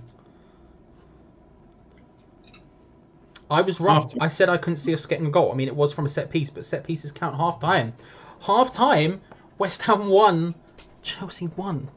In what I can only describe as being mildly shocked. Everyone in the chat, let us know what you think of the half so far. As Tom tucks it a little bit more in, as we're going to get a flood of people coming in, obviously at the halftime break, and they are going to see Tom eating a fish cake. So let us know in the chat. Let us know in the chat what you're thinking. Lisa, Czech legend, Souček, you beautiful man. I would. Rash, let's go. Take him out now. Good half. Nick, Suchek is the GOAT. Tone, I've got a boner. That goal got me going. Fair, Tone. Very fair. Very fair. Chelsea from the bridge. It's interesting, Chelsea fan. Great half. We can do it. Second half. You've been the better team, Chelsea from the bridge. You have been the better team. As Mike underneath you says, Chelsea on top, but we'll take 1-1. I'll personally take it. Tom, will you take 1-1? What are you feeling? Yeah, 100%. We didn't deserve it to be there. Shoaib Sheikh, Bubble, WANKERS. Thank you for the support. Subscribe, like, come back for the next game so you can just carry on. As always, mate. Come get involved. You know, fair enough. But Jeffrey, player of the match. Suchek, meal of the match. Fish cakes. Love it. Love it. You gotta respect it. Sorry to everybody joining. I apologise. I'm late dinner. I know we get a flood of people coming in at half time. What did I think of that first half, though? I think it would. I mean, we defended well, but I don't think we were good enough. We were lucky to get that first goal. Should it have stood? I think it should have stood. It's just unfortunate because we seem to be just 10 men behind the ball. And unfortunately, it's lumping it long to Antonio, who obviously we know is not a striker. So yeah, a few chances maybe we should have scored from with Antonio. One disallowed, which should have stood, and obviously the Suchek goal at the end where he just completely bullied Aspi. But you just knew the penalty was coming after we had that first goal disallowed. It's just the way, I guess, it always is. But yeah, I think we'll take it at half time, and we need to build on it now instead of second half. How do you do that? Are you looking to make changes? What are you saying when the boys come in? What's the change? Are you making any changes? I guess is a question. I'm really tempted to put, but again, see, I'm not the manager, but I really would like to see a Jetty or Xande Silva in the second half. I really would. I would just like to see a proper striker up there who has some composure in front of goal. A chance like that, basically, is what I would say. So, I think Antonio's been wasteful, but we kind of expect that from him. But yeah, as Shoaib Sheikh says, he said something about there. I was like, why is he eating on here? This is supposed to be football. Well, football, of course, well known for having no food. Food before football. Everybody knows. It's his half time, like oranges, fish cakes. What are you saying? Pocky Punk, wife woke up at 4 a.m. for work this morning, so I'm awake for this one, raging at the VAR, but nice equaliser. Pocky, thank you for joining us. Also, same. Schizo, well said, Tom. Jeff, great half. That VAR was ridiculous. Declan looked great as captain. Put Suchek up front and Antonio on the wing. Interesting. Frederick should retire. He's a defender and he only passes backwards. What the F is that all about? The thing is with the striker thing, Tom, is I agree with you. I would actually make a change now. I put Antonio out wide and I would take off either Fornals or Lanzini and bring on... I'd probably pick a Yeti over Silva, but again, that's very much my preference. If Silva came on, I wouldn't exactly be complaining. I think we've got to give them something else to think about. And in reality, having Lanzini on Fornals on the left isn't really paying off in any significant way. It's not like they're contributing to the play in an interesting way. I think actually having the pace and power of Antonio on that side could give us a way out, because it doesn't mean we have to necessarily pump it long. We can just dink it over and he'll run onto it. We can just give it to him and watch him try and blitz past people and have a striker taking the pressure away from them being able to run. And that would also, to be honest with you, that would also help Bowen to an extent and let him get into better positions as well. If we have someone who's actually there we have more options, giving them more pressure up in their defence as opposed to what we're dealing with now. Yeah, I have a couple of things to say. One, love that. Guys, I'm going to give you a list. Uno, lay it on me, Tom. Lay it on me. Uno, one, Pocky Punt. Nice to see you, mate. I haven't seen you around. I haven't seen you around in sort of streams and stuff for a little while. So nice to see you, mate. Secondly, I take great offence that I would be shopping at Iceland for my fish cakes. Iceland's a was good it? shot, The bro. Football Channel HD. Like, listen. First of all, the guy on the right, Tom. This is taste the difference, mate. Taste the difference. Taste the difference. Fish cakes. Allow it. These are big. I'm not. These are Listen, so I won't nice. allow you to sully Iceland. Iceland's a decent, bruv. Iceland's a decent shop sometimes. Do you know Aldi, another decent shop? People give out because it's cheap. But I tell you for what, it's not bad. It's not bad. Also, whilst there are 160 of you in here, please drop a like on the video. We know that most of you will depart at half time and go back to watching the game, and you just come in here just to sort of chat and see what we think at half time or whatnot. Just drop a like on the video if you haven't subscribed. If you haven't already, we really appreciate every single one of you that comes in here and supports us during this time. So I think the last couple of videos we did over 100 likes on that, and I think 2,500 views, didn't we? Which was really nice. So yeah, and also again, of course, if you're not already, down in the link below there's a link to Patreon. Hammers Chat. It's Patreon. Patreon.com/Hammers Chat. If you've ever thought about wanting to get involved, if you ever looked at it and gone, maybe not now. Now is literally the best time you're ever gonna get to do it. Because not only will you only get charged once, because with Patreon you get charged at the beginning of the month. It's obviously the first now, so you only get charged once. In July alone, there are going to be at least 27 Patreon exclusive videos, more than we've ever done. It will be including me, it will be including Tom, it's going to be Gonzo, Geo, the whole lot, okay? So now is the best time to do it. If you've ever wanted to do it, there's a link below. Come get involved. And hey, if you become a patron, you can also come on the Patreon exclusive podcast, which I host, Two Spanners, One Hammer, with myself and Ray Borum, with Tom occasionally stepping in when necessary. This is necessary. This is necessary. Jamie Green, Tom Chew fella, he's not wrong, Tom. Just make sure you're chewing enough, okay? I don't want to. Okay. Bro, you haven't even seen my pudding yet. Right? We haven't even got to pudding yet.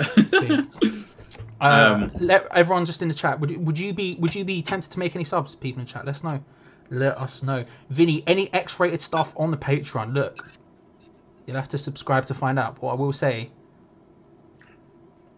you can see the people here. But you do have to check to find out.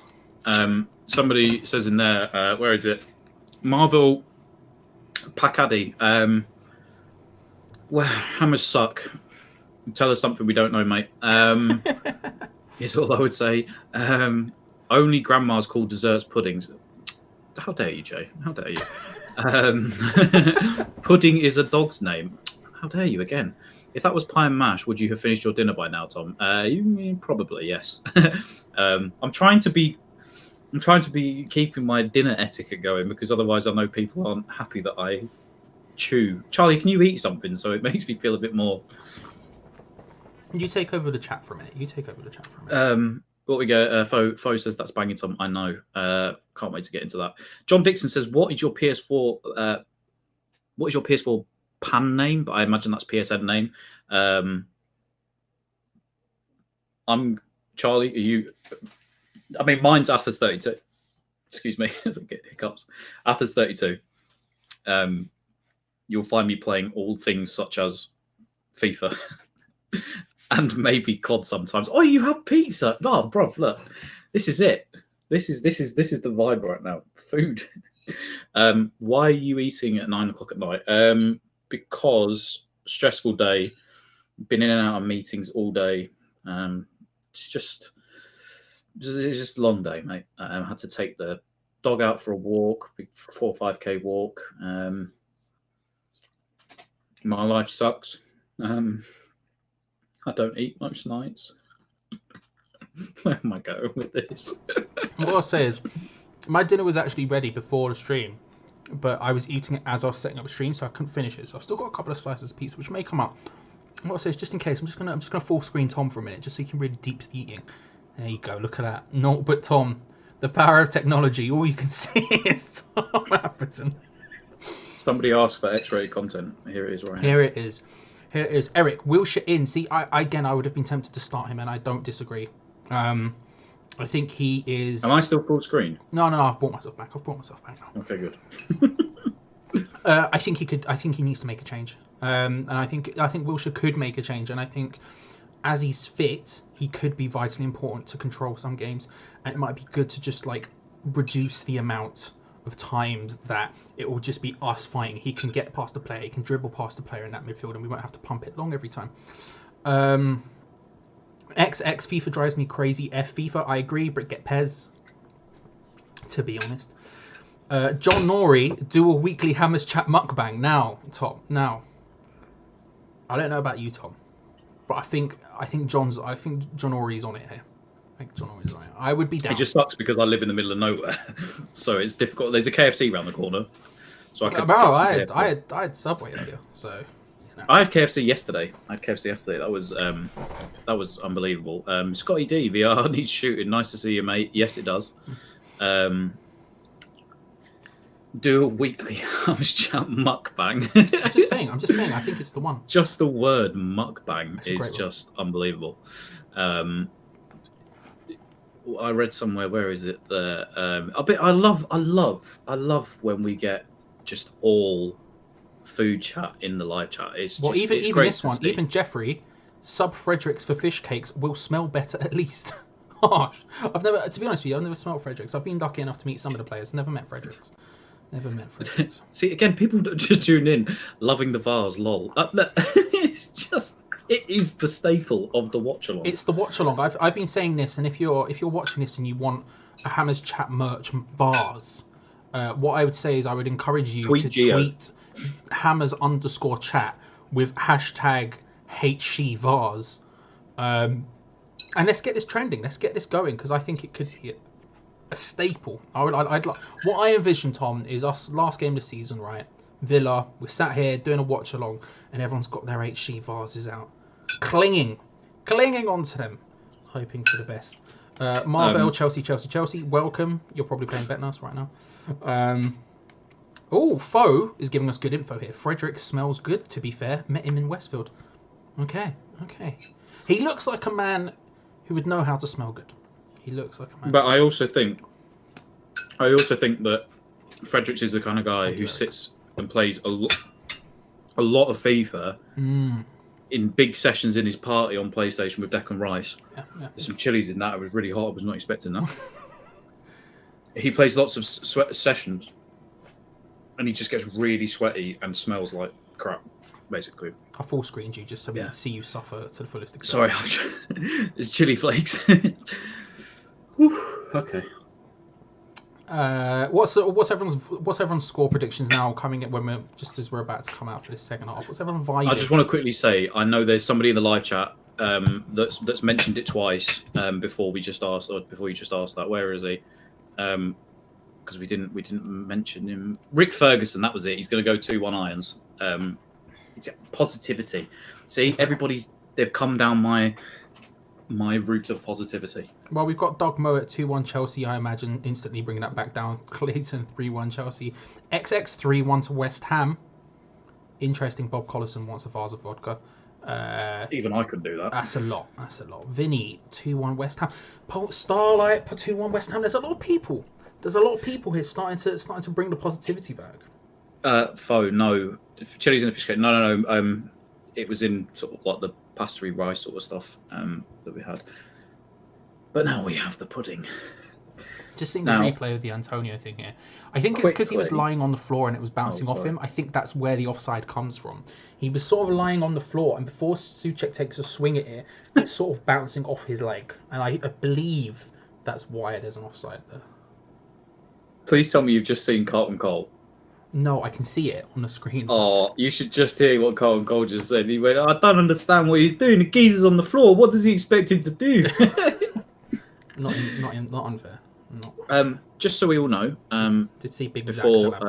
before the second half starts, just to indulge you all again, these are strawberries from my garden here, my mum's garden at home. Okay. And we also have some shop bought grapes in here. Do love a bowl of fruit. Now, my nan, bless her heart. Can I just say now, Tom, I'm really interested where this is going. Okay, my nan, bless her heart, has been making a lot of things during lockdown to keep herself, happy. Second half has kicked off, everyone. And she, bless her heart, made me a rice pudding to go with it today. So we've got a bit of rice pudding, no cream, as I saw somebody said there. Rice pudding, some strawberries from the garden, and just some grapes. Just just a little bit of something different. I've never had a rice pudding. You know, I don't know how. I've just never had one. Yeah, it's never been a thing I've. We're a modern household here. Again, shout out to Nan. She ain't watching the live stream, but my word, this is a beautiful rice pudding. I've got a mint Viennetta downstairs waiting for me after this, so I'm going to enjoy that to its fullest. Just a slice of the old mint Viennetta. Jeffrey Stelly says, "I am so invested in this." Listen, Eli Joy Mawinja, the game has started. Listen, we can talk about food when the game's on. Don't worry, it's okay. Listen, I think everybody's invested at this point. I would like to. Eli Joy, what did you have for dinner? Get involved in the convo. Get involved in the convo. Did your fish come from the garden too? It's not. It's a homemade rice pudding. Like, she's actually made it from scratch. It's not. It's her own rice and all that. It's not from a pot. Mm. She is a very talented chef. Such a cooking woman. Chelsea from the Bridge, Carlton Cole, thank you for Listen, here's the thing, Chelsea from the Bridge, right? 2.7 million was probably too much for him at the time, but I think that more than paid off. The guy scored 10 goals in a season in the league for us 4 years in a row, which for West Ham level is the only striker to do that. The only striker to do that in the Premier League era. The only striker to do that, which is unheard of for West Ham. So 2.7 million for that, I don't think that's a bad thing at all. And then when we got relegated, he took a wage cut to stay with us and help us get back up again. So Rash the capybara, who is back from walking his doge. You finished the fish cakes. I did, mate. Absolutely lovely. Rum pudding now. Rice pudding and strawberries. I'm going to start feeling very sick in a minute. I can just tell. We're starting decent here, and this is a much better start to the half. These are the sort of situations we need to capitalise and at least get a shot away on target. Lanzini boy, what are you doing, man? Come on, pay attention, wake up. No changes at half time, by the way, for anyone wondering. Oh, that's took a deflection. That's nasty. Whoa. It was close.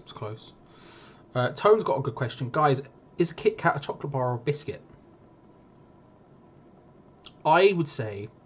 chocolate bar. Yeah, because it's a wafer more than a biscuit. Now, is it a chocolate wafer or is it a chocolate bar? I would say... I'd probably say chocolate wafer, but not biscuit. It's not got the biscuit. It's not got the biscuity quality, like a digestive. That's what I think of when I think biscuit, that sort of texture. I'll tell you what, though, shout out to, because it's quite actually, usually when we stay on after half time, a lot of people drop off, but we've retained viewers after half time, 120 of you that are still in here, so appreciate that. Look at Decky, I love that. I love just the energy and the passion he brings. He's a great lad. He's an excellent lad. He really is. He's captain material all over. I know Scotty D did ask there. He said, we'll have that as a foul, please, ref. Scotty D did ask. He said, is a point a good point? I think so. I think so massively. Yeah, I would say so as well. I think in our current position... I had us losing this game. It's a point gained. And it's something I wouldn't have said before this game, is that we would get a point from it. So for me, yes, I would take a point. But the thing is, I think there is potential to get more than that. I mean, Chelsea were unlucky not to be ahead after the first half. They deserved it, but... Pulisic should have scored. Yeah, he definitely should have. Or at least hit the target. Yeah. Somebody has just said in here, where was it? Stephen Jones. I'm loving Stephen Jones right now. First, he asked about what battery-operated dildos I have in my room. And secondly, now he's just said, I used to love having Chinese wedding cake for dessert. Chinese wedding cake? What is that? I don't know, but I want to know. Stephen, give us more info on that Chinese wedding cake. Talk to us about the Chinese wedding cake. I'm intrigued. D, so is pink wafer a biscuit? No, see, here's the thing, but it's more... Pink Panther biscuits. It's pure wafer. So it's a wafer. It's a wafer rather than a biscuit. My nan used to have those in Shoeburyness. She always, whenever I used to go around, she always had just a big tub of the pink wafers. That was the only biscuit she ever had in her house. Yeah, I love them. One of my nans had the pink wafer biscuits, and my other nan had Jaffa cakes. They were the two things. Big long throw from Antonio into the box. It's in a dangerous area. We're starting okay here. We're starting well. First 5 minutes, we're sort of keeping them a little bit in. We're creating a bit of chances. This is what I hoped we would do when the game started. Yeah. This is what I said to you when we need to start quickly. Yeah. This is why. Yeah. Thankfully for us, it's come in the second half, and I think obviously Moyes will have said to the boys at half time, Yeah. you need to pull your finger out in the start of the second half because we were on top towards the end of the end of the first half. We And just the gotta make thing sure we is, when we play capitalise. with confidence, I genuinely think we've got enough to stay up. Antonio, go on then, go on. Oh, penalty! Oh shit, my bin just fell over. Bowen. Oh, Antonio!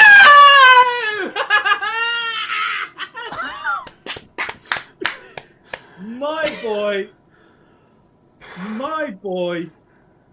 I know from there has never been such emotion in my ears. What a time to be alive! Get in. This is what I'm saying. We Oh. have to take advantage of these opportunities, and that is brilliant. That is brilliant. We've got him again. Bowen gets into such a good movement Look just to get the space, at- and Antonio somehow manages to fall over as he's doing it. But I'm fine with that. Antonio Do you know controls what? it. Do you know falls down. what? Great run from Antonio. What an assist from Bowen. Declan Rice with the Yeah, ball to start brilliant. the move off almost to Absolutely get it brilliant. into the box.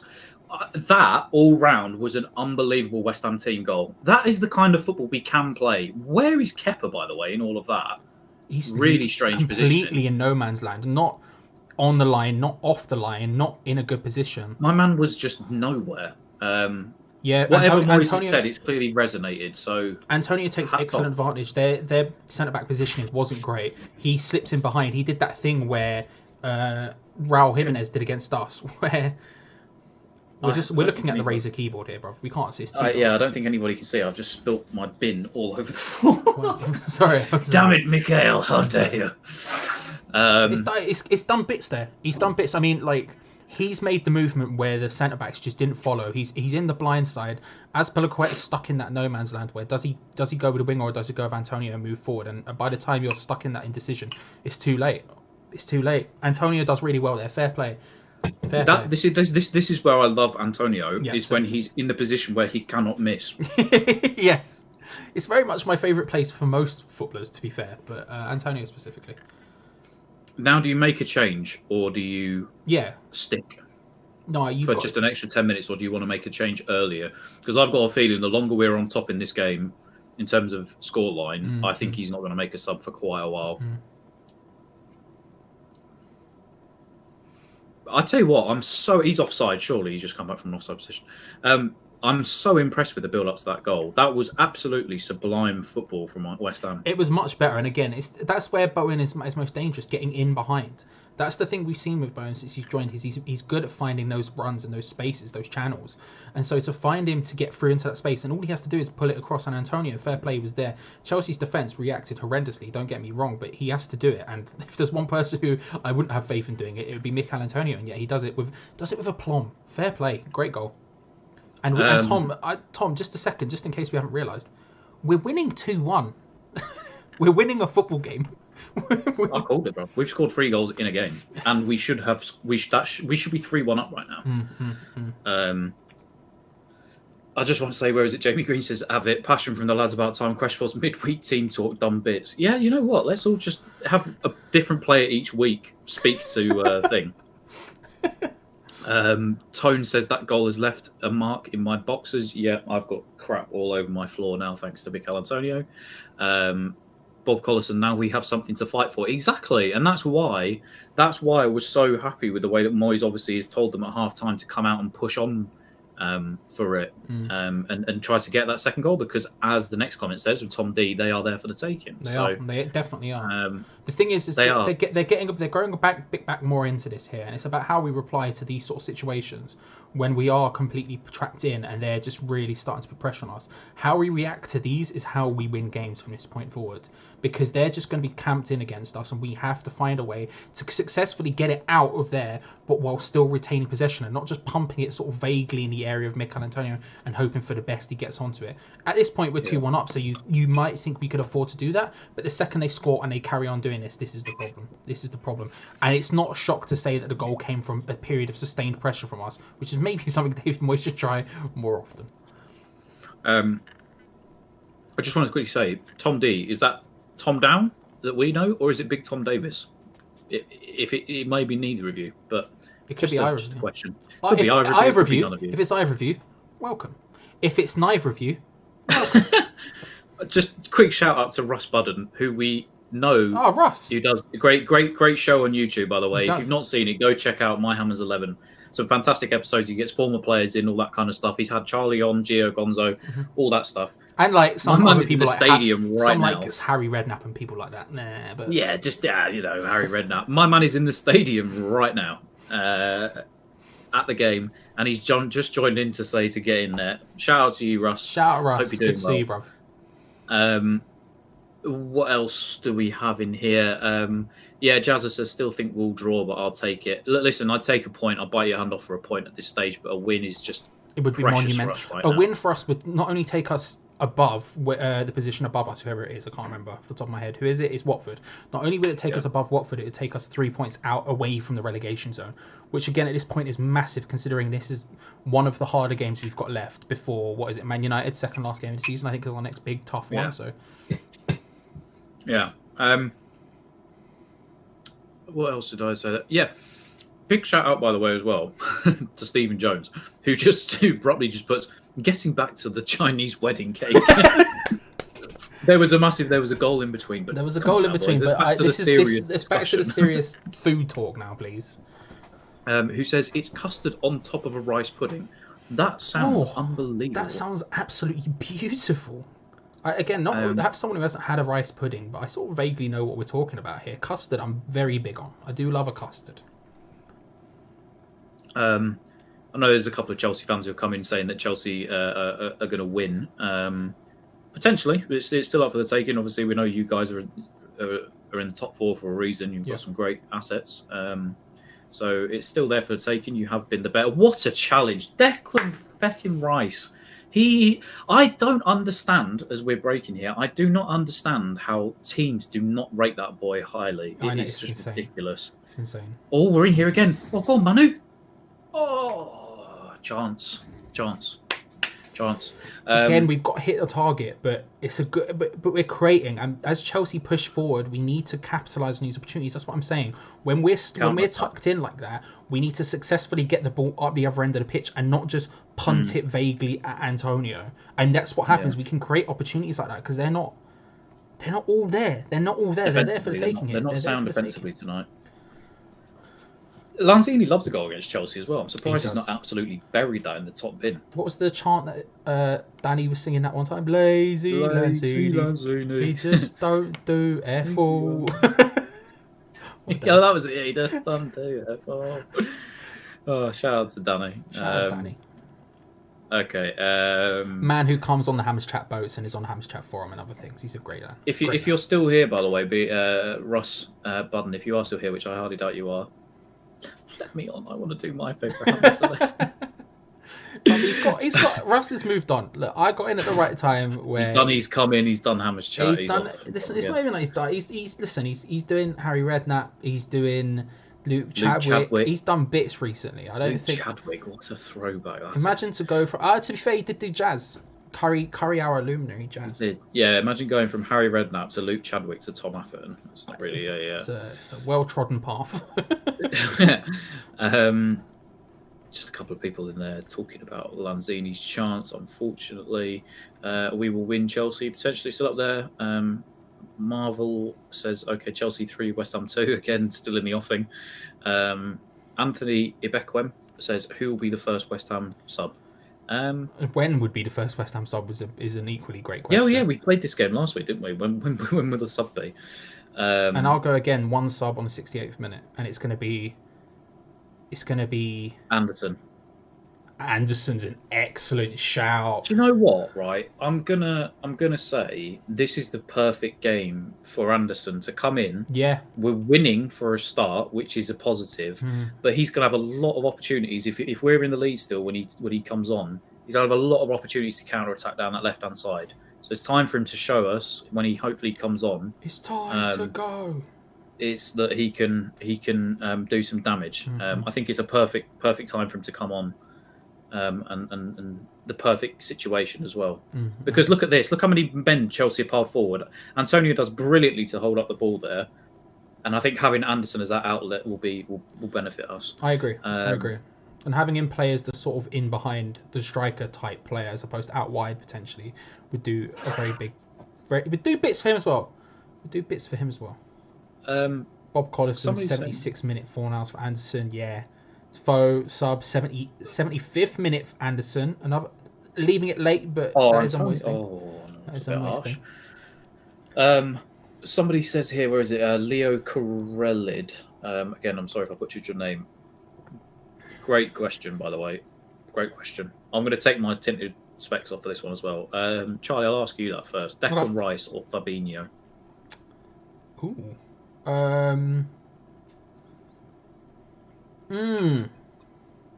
Fabinho. I do think Fabinho is a better player. I don't think the gap is humongous. It's not as big as it was. It's not a chasm. But I would say Fabinho at this point. However, Rice in that Liverpool team. What do you think? Taking my tinted goggles off or tinted specs off for the minute. I'd say Fabinho. He's such an underrated player, even by Liverpool fans. I think. Well done, Jared Bowen. I think he is. I just think he's so underappreciated. He's a lot like people like Busquets, almost. Just does the dirty work, the passing, just everything. Just really good player. Really good player. All good defensive midfielders are. They just go unseen because of how good their work is. It just gets. It's like Declan Rice. We just know it's coming. Exactly. I love some of these questions coming in here, Charlie. I love this. Before we get to that, can't fault our work rate, says Seaside Hammer. No, 100%. A lot better as well in this second half. Yeah, much better. So, Eric Olsted says, rank Fabinho, Kante, in Diddy and Rice. Fabinho, Kante, and Diddy, Rice. Chose to make a double substitution, by the way. Giroud and Loftus-Cheek coming on for Abraham and Barkley. Loftus-Cheek not been on for... Giroud loves a goal against us, doesn't he? He does. Ndidi, Rice, Fabinho, Kante. Kante's the best. Kante, Ndidi, Fabinho, Rice. Rice being the worst, but I mean, being the worst out of those four. I'd say Kante, Fabinho, Rice, and Ndidi. I really like Ndidi though. He's just good. The thing is Fabinho's more versatile. I think Fabinho. I don't know. Ndidi needs to move to a bigger team. Tone says, my stream is so behind. I've just seen Peter Osgood warming up for Chelsea. What are you in, like 19 something or other there, Tone? Tone, that video was mine, Danny's Lazy Lanzini. Was it? I just remember seeing it. I was obviously there. Whoa! But I didn't. But I've seen the video obviously, but I was there live in person. We were both there. If you were there, you know it was. If you know, you know. If you know, you. Again, come down to the boats when the football comes back. Who's better, Prime Hazard or Prime De Bruyne? That's a tough one. Prime De Bruyne. I'm going to say Prime De Bruyne because since he's been back in the Premier League after he came back from Wolfsburg, my guy has not turned it off. Hazard had a season and a bit where he was crap. And just did not have any confidence in the world. On his day, Hazard is unbelievable, but just for me, De Bruyne is just... He's just... The thing is with Hazard, right? When Hazard is great, Hazard is one of the best wingers in the world. Chelsea are knocking on the door here, by the way. Yeah, we need to make a sub. Oh, where's that gone? Oh my God, get it out! Bloody hell. Sorry. that was terrifying. Hazard on his day is unreal dribble of the ball. It's like completely and utterly brilliant. But it's De Bruyne, man. De Bruyne is something else. Who is better? Foshizi says Prime Payet or Prime Joe Cole. Oh my giddy on. It can't be for West Ham. You have to look objectively at the career. And I would say Prime Joe Cole, because my man had all the talent in the world. I think Payet, even though he's a fantastic player, I don't think he's ever been at the level that Joe. I don't know. At West Ham, Payet was obviously the better out of the two. Oh yeah, at West Ham, Payet was the But- better player, but overall, Joe Cole did it for longer at the top level. I yeah. will say Did that. Joe Cole really hit his prime though? I don't think he got to, because of injuries. I don't think he got to the top echelon. I'm gonna have to say Payet. I'm just gonna have to say Payet. I don't want to. I also think that Payet didn't reach it because he didn't go on to a better club after us, what he should have done. If he did, I there agree would with. probably That be I do no agree question. with. But I think Payet. Sorry. Oh bloody hell! I think Payet. I think Payet was before the season before he came to us, and it wasn't even at us. Obviously, a lot of people talk about his season with us because it was his most famous season, and that makes sense. But even the season before he came to us, he was the third best creator in Europe. Like the only two people who created more than him were Messi and Ronaldo. So it's like, I would have to say Payet. But Joe Cole's my favorite West Ham player of all time, so I don't want to. Yes, he is. We have a substitution warming up. 19. Is that Jack Wilshere? I don't know. I haven't seen it yet. 19. Is Very that Jack excited. Wilshere? Very excited to see it. Somewhere Ray Boreham has spaffed in his pants. Shout out to Ray. Darren Smith, what's happening in the game? Sorry, we get so distracted on here sometimes. I do apologise. Chelsea are currently piling on the pressure big time. They're putting in a lot of decent crosses, and we're sort of backs to the wall trying very hard. Our counter-attacking has been better in this half than it was in the first, in that we're not just pumping it aimlessly at Antonio. So I'm glad Moyes has sorted that out at half-time, but we are struggling. And a change sooner rather that's than a foul, surely. A change sooner rather than later is kind of very important at this point. But it seems like we're going to bring someone on. So yeah, perfect time I think still for Anderson. Some pace in behind Chelsea on the counter attack. Can we just say Bob Collison, 67 minutes spot on. He did say 67. He did say 67. Fair play. Oh yes, Jeffrey Stellis is Hammer of the Year candidates. For Lanzini, it's a good sub. That's a good sub. I agree with it. I 100% agree with that. I'm shocked. I mean, it's too late. I would have done it earlier, but I do 100% agree with it. Shout out to my dad who's just texted me and my brother saying, I was just about to text and say get Wilshere on for Lanzini. We'll throw this away anyway. Shout out. Love the optimism, Dad. Yeah, I'm Hammer of the Year candidates. I'm going to say between Ogbonna and Declan Rice for me. Yeah, I would agree. I think Who would be they third? have been the better player. Fabianski, I think. That's too easy. That's too easy. I wanted it to be a more difficult question, but it's too easy. Yeah. I would 100% agree with you. Who's first, Ogbonna or Rice? As we have a water break as the Chemical Brothers plays in the background. Hang on, should we? Oh, it's a water break, which again we could. Tony says Antonio on coke would be a god. Could you imagine, Michael?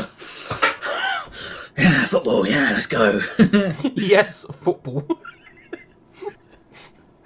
I legit did a little bit of a spick take there. Should we text Dad and say you should get yourself on the watch along? Come on, Ben. Come on. It was Genesis by Justice, actually, Charlie. You have upset Russ. Was it? Russ played that song. Sorry, Ross. I apologise. Let me just. He's correct. He's correct. Oh, can we just appreciate? It is. Do you know what I thought it was? I thought it was "Go" by the Chemical Brothers. Can we just appreciate my brother in the live chat? Get involved. I apologise, Russ. I'm just going to quickly nip to the toilet while we're in a water break. Can you full screen because I just need to sort out my setup with lights and stuff. Yeah, of course. Quickly. Let me know when you're back. I apologise, Russ. It was Justice. I thought it was "Go" by the Chemical Brothers. I was disgustingly wrong with that one. Usually I'm pretty bang on for my electronic music. It is my specialty, but shame. Wilshere about to lose this for us, Lisa. The thing is, I think it's the right call. I think it's the right call personally. Lanzini's not been super effective. Wilshere needs the time, and he can do some decent things. Who's the fourth Hammer of the Year candidate? Souček from Eric. Thank you for letting us slide, Russ. I do appreciate it. Eric, that's a good question. I don't know. It's very difficult once you get past the start. Bowen probably ahead of Souček. That's a bad foul from Souček there. Was it Souček or Rice? Was it Rice with a yellow card? Rice booked, yeah. That's a dodgy tackle. Dodgy tackle in a very bad position. Unfortunately, you're going to see this before. It was Pulisic running through, and that's exactly where you want Pulisic if you're Chelsea, by the way. Sprinting directly at the goal. Rice sort of takes one for the team. It was a bit reckless, but we'll see where it goes. A free kick in a very, very dangerous area. I wonder who takes it. Alonso's a banging free kick taker. This screams of maybe it's a bit to one side for Alonso. Got Willian standing over it and Mount. Yeah, Willian as well. It'll be Willian. I suspect it'll be Willian or Alonso. Both of them can take absolutely banging free kicks. Got a really itchy nose. I apologise, everyone. That's where Chelsea struggled to get Pulisic in those sort of positions because we've been so compact. Is having him just running straight through like that. Referee's going to blow the whistle again. Willian Alonso standing over it.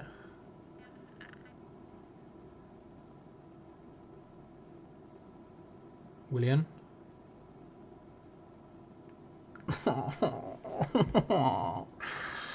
That's an excellent free kick.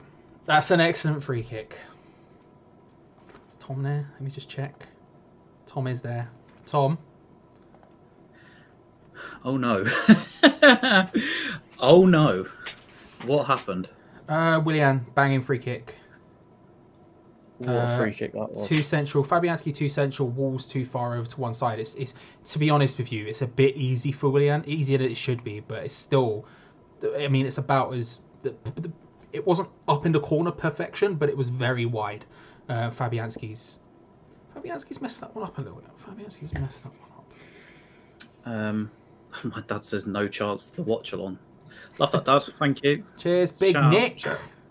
Shout out. Cheers, Dad. Thanks for that. Should I remute you and take you away while you sort stuff out? Are you good? No, I'm good. I'm good. Okay. I'm good. I just needed to quickly go to relieve myself. Fair enough. Chelsea from the bridge. Yeah, it was a very, very good free kick. Badly set up from West Ham defensively, but very, very good. Very, very good. Did we make any subs whilst I'm out? Because if we haven't yet, we need to now. Moyes subs. No. We need to. We need Anderson Jesus. on now. Sorry, Pulisic just went very close. Oh my god. Oh my god. You've just gone in front of me. I'm going to have to restart my stream. There we go. Again, that's the positions you want Pulisic in, with the ball at his feet running at him. You don't want to have it sort of like... He's starting to cause problems here. He's starting to cause problems. And again, as much as we look at the fullbacks and be shook, we should be more scared about when they're both cutting in and going at the defence, because that's where they're most dangerous. That's where they're most dangerous. We need Anderson on now. I know somebody just said they bring on Anderson for 4 now. 100%. I would just inject a bit of pace, because Chelsea is still going to go for it. The counter-attacking options, counter-attack is still going to be there. And I think, like I said a minute ago, this game is still perfect for us. But come on, Dave, you've got 4 subs to make here, my guy. Just do the right thing. It's not difficult. It really isn't. There must be hundreds of thousands of West Ham fans just screaming at the TV set right now, just saying, make a substitution. Seaside Hammer, TV and radio pundit, saying Fabianski's starting position is poor. I agree with him. I think Clayton says it as well. Fabianski out of position for that one, especially as no place on the ball. Rarely can we say that. Yeah, he was too central and the wall was too far to one side. It meant there was just a huge target over that side, and the second he takes a step, it's impossible for him to get back across, and he was already starting in a poor position.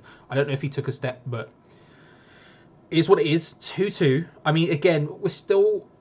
Again, I would still take a point, but we need a sub now. I wonder if you're a Chelsea fan, do you take a point? Thing is, though, he in fact, Chelsea from the bridge, would you take a point? He takes that first step to the right, and that completely throws him off at that point. As soon as he makes that first step to the right, his complete body weight, there's no way he's shifting it back onto his left at any point there. I agree. Moyes wake up, use the subs bench, says Clayton 100%. Also, I quickly want to ask, completely separate to the thing, Ben, because I haven't spoken to you. How was football training tonight? Because I know you. Sorry, we're having a family conversation. Live stream to have a family conversation. No, he was as you've asked, playing for a new team this year. How was football? Let us know. The live stream wants to know how football was, and because he's playing for a new team this year in the Premier Division, I want to say Great Wakering around there. Don't even know. The live chat is invested, Ben. They've been invested in my food. Now they're invested in your football. Chelsea from the bridge 2-2. I will take that. Do not want to lose this. Yeah, I think either of us Oh, Russ giving us the inside info. Yarmo coming on. Thank you, Russ. Love that. Probably Shortly followed by Bob Collison, who must be in the ground as well. Look at David Moyes. Have you just seen him there? He just ran to the bench and he was kind of like giving like the hurry up, Andre, hurry up. I think that's probably made the sub 5 minutes ago. Then you dick. I find it interesting that Chelsea from the Bridge would take a 1-1 draw. I think neither team would want to lose this. It's one of those ones where, from a fan perspective, I mean, no one ever wants to lose a game, obviously, but it's is that just me, or does Bonner look like he's lost a bit of weight? He looked really slim. He does. He looks svelte, doesn't he? He does. Chelsea really are putting the pressure on us now. They're finding gaps in the midfield. We are literally defending 10 men behind the ball. Yarmolenko is an interesting one. You'd guess for Fornals, I guess. I don't know what it would be for. Well done, Ryan. Well done. Good tackle. Well done. Right, Yarmolenko on the bench off the bench before Anderson is an interesting one. That's what I mean. Who's he coming on for? Not a lot of pace really there. For now, no, but he is. But the thing is, he's not fast by any stretch of imagination. But he can take the ball past a man. Cannot be Jarrod Bowen. He can't slip past a man with pace, but he can do it with a bit of touch and a bit of skill. Thing is, though, he wouldn't take Fornals off because he's the left-sided player, so it's probably going to have to be Jarrod Bowen, unfortunately. But don't think it should. You can just put him out of position. You could. You take Fornals off, put Antonio on the left, and then put Yarmolenko up front, which people seem to be, I don't want to say clamouring for, but some people want. I've got to ask, Russ, where are you sat when all of this is going on? That's a great question, Russ. If you're still here, where are you? Where is your position? I know when Russ uploads his videos from the ground, he's right up in the gods near where my season ticket is up in the gods. Near where you are, yeah. I do see that, but where are you now? That's an interesting question. If it's Bowen's coming off. I don't agree with that. I think he's just catered to the fact that Yarmolenko has just only a left foot, which I don't think he should have done. I think Fornals had to come off there, in my opinion. I'm shocked. I'm shocked. Who's just said that? Foshi's just said Wilshire's hobbling. I hope that is a sick joke. Oh no, he actually is. Oh my days, he actually is. Oh no, I can't see him. Oh no. Oh Jackie. No, he is. Well, it might be one of those things you can just run off. He's not hobbling too much, but he is obviously affected by something. Tone just asks, Maradona or Messi? For me, it's Maradona for going to the best league in the world, Italy at the time, and the toughest era where he would get hacked. He joined Napoli and won titles with a side avoiding relegation. He is a cheat, though. No, in all seriousness, I mean, I never saw him play, so I can't have that comparison. I've seen highlights of him on YouTube, and he did look unbelievable on the ball. Go on then, get your head on it. Oh, blown for a foul. But Messi's just scored his 700th goal, and he scored it with a Panenka the other day. It's a great question. I mean, it's one of those things where, like, can he do it in a Tuesday night in Stoke sort of thing? And it's like, I don't know. I would probably say Messi, but then again, I wasn't alive for most of Maradona, so most of my Maradona stuff is seeing it in the past, and so it's a bit difficult. Most of my Maradona stuff is seeing the guy high on coke. Well, yeah. Also, his stint, of course, as Argentina manager. He is goated for his appearance at the 2018 World Cup in Russia, was it? Mm-hmm. Yeah, he's goated for that because that was just incredible. Some of the behind-the-scenes stuff when he was like collapsed on the floor. Mm-hmm. Russ Budden in the white box at the top. Okay, I know what you're talking about now. Is coke seen as cheating or just partying? I don't know. Depends. I mean, imagine if you had to take coke to play. Do you think he ever did coke before a match? I reckon he did. Yes, of course he did. He's Maradona, allegedly. I just don't want to get sued. Right. David Moyes, please. I want one of two subs now. I want Xande Silva and I want Anderson. Can I just say as well, just one more time, if you haven't checked out My Hammers 11, hosted by Russ Budden, who is currently in the chat, do so. It's an excellent show. Lots of ex-West Ham players, ex-West Ham managers, me, all the greats have been on. Pissed off, Charlie. But yeah, genuinely excellent show. Please do go watch it, Russ, go subscribe to it. don't let him lord this over me. I still think if we make it sub or 2, it's still there for the taking. Go on then, Jackie boy. Oh, Antonio! Oh, I'm so far behind. This is excellent. they're asking for a pen. When you coming on, Tom? Oh yes, Russ. Yes. There you go. I'm free. I'm free any day, Russ. I'd love to come on, mate. I'd love to. Just to put on Carlos Tevez in my 11. He will do that as well, Russ. Just yeah. That's where Jack. See, this is where Jack Wilshere's great. That pass is deft af, and that's where that's what you need. That's what you get from him. Deft af. That's what you get from him that you don't get from other people. Oh yeah, obviously no penalty given there. Ref will have that. Come on, William. That's a yellow card as well, please. Thank you. I'm just going to restart this because I'm so far behind. Oh dear. We need to keep. Oh, excuse me. Oh, you're car across there. Are you watching we need to keep both Rice Premier and League or Suchek. main event? I'm on main event currently. Okay, that could be why I'm on Premier League. Clayton says we need to keep both Rice and Suchek. 100%, mate. Wish. Chelsea from the bridge. 10 minutes to go. Hearts in mouth time. Please, Chelsea, don't lose to West Ham. Mm-hmm. Yeah, it would suck for you, wouldn't it? Especially with the double over you this season, and you're actually fighting for Champions League. But hey ho, win some, you lose some. I think draw suits both teams because Leicester lost as well earlier for you guys. I think draw suits both teams. Chelsea probably deserve the win more than us, but draw would suit both teams to an extent. It's got to be offside, isn't it, Cresswell? Yeah. Could you do me a favour? Could you change to Premier League? Is that right? Could I? Yeah. Because I can't do main event because my pass only has Premier League. My Now TV pass only has Premier League. What time are you on? So 82, 24, 82, 25, 26, 26. Actually, you're a prick now. You're ahead of me. You can stay on me. I love how Now TV. By the way, if it's not going to get copyrighted because it's not playing. I love how Now TV have the watch along, and Jeremy Ngakia is the photo for the watch along. You know, great from Sky Sports. Shout out to Zach Jalab, who's on there from Football Daily at the moment. I do know that much. That's a really good cross. Again, it's like Chelsea only need one chance, and they're coming close to it, and we're resorting again to just pumping it to Antonio. We need to stop doing that because if we just pump it to Antonio, it's not going to happen. Like it might happen, but it takes something unbelievably special. Whereas we just need to keep it calm and control it a bit. Rice to Antonio out. See, that's a better way of moving out. So isolated, isn't he? Yeah. That's it. It's a much better way of getting subs. Out. And his tactics. And his face. There you go. You see, look, we get the ball. Chance for counter attack there. Bowen, or is that no? It's Yarmolenko, of course. Now, look at Antonio. Antonio screaming for that. I really think we need the pace of Anderson. I just do. What time are you on? 83:35. Okay, I'm 15 seconds ahead of you. You're 15 seconds ahead of me. How is this working?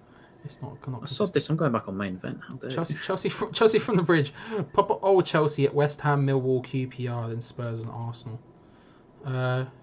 Yeah, I don't know enough about it. I would imagine QPR though, obviously for you lot because of the proximity. Although it might be one of those situations where QPR see you as rivals, but you don't see them because you're a bigger team than they are. No offense to any QPR fans, it's just the way it is. In the same way that we see Tottenham as a rival, whereas Tottenham see Arsenal as a rival, whereas Arsenal see other teams as rivals, and Millwall see us, but we don't see. You know, I mean, one of those things. Millwall sees everybody as a rival. Well, yeah. You always look at the teams above you as your rivals. You know.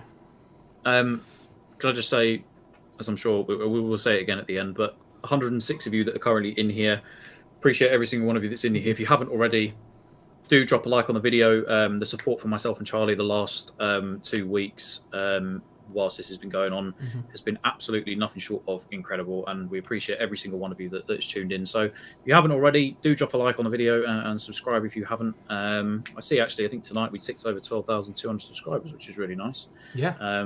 So Yeah, appreciate we're every currently on single one of you guys. 12,215, which is significantly more than what we started with. So thank you very much, everyone. And of course, Yeah, we really appreciate there that. will be a review straight after with Gio and Yeah, Gonzo. I'll make sure I spam the chat so you guys don't even have to go anywhere. You No can just click effort. on the link. No effort. Mike says, I'm still here, guys. Shout out. Cheers, Mike. There's a lot of you, actually, that have literally been in here since the start. I know Clayton has. I know Mike has. Foshizi has. Peach, the 5-foot troop. I think he's been in here a while. Tone has. So many of you guys. And even the Oppo fans. Jeffrey Stelly has. Jeffrey's been in here a long. Chelsea from a Bridge has been in here quite a while. Yeah, even the Oppo fans having you in. At the end of the day, we all... Myself and Charlie, we're very objective. We don't want to have arguments with opposition fans. We want you to interact. It helps all of us. It helps drive the chat. It's much more interesting if there's an opposition fan to actually have a perspective of it, as opposed to if they come in and just give crap, which is fine. Of course, I love a good troll, but I'm all welcome opposition fans. Small water, by the way. Shout out to you, my guy. I'm here with big water, and I'm here with big but not as big water.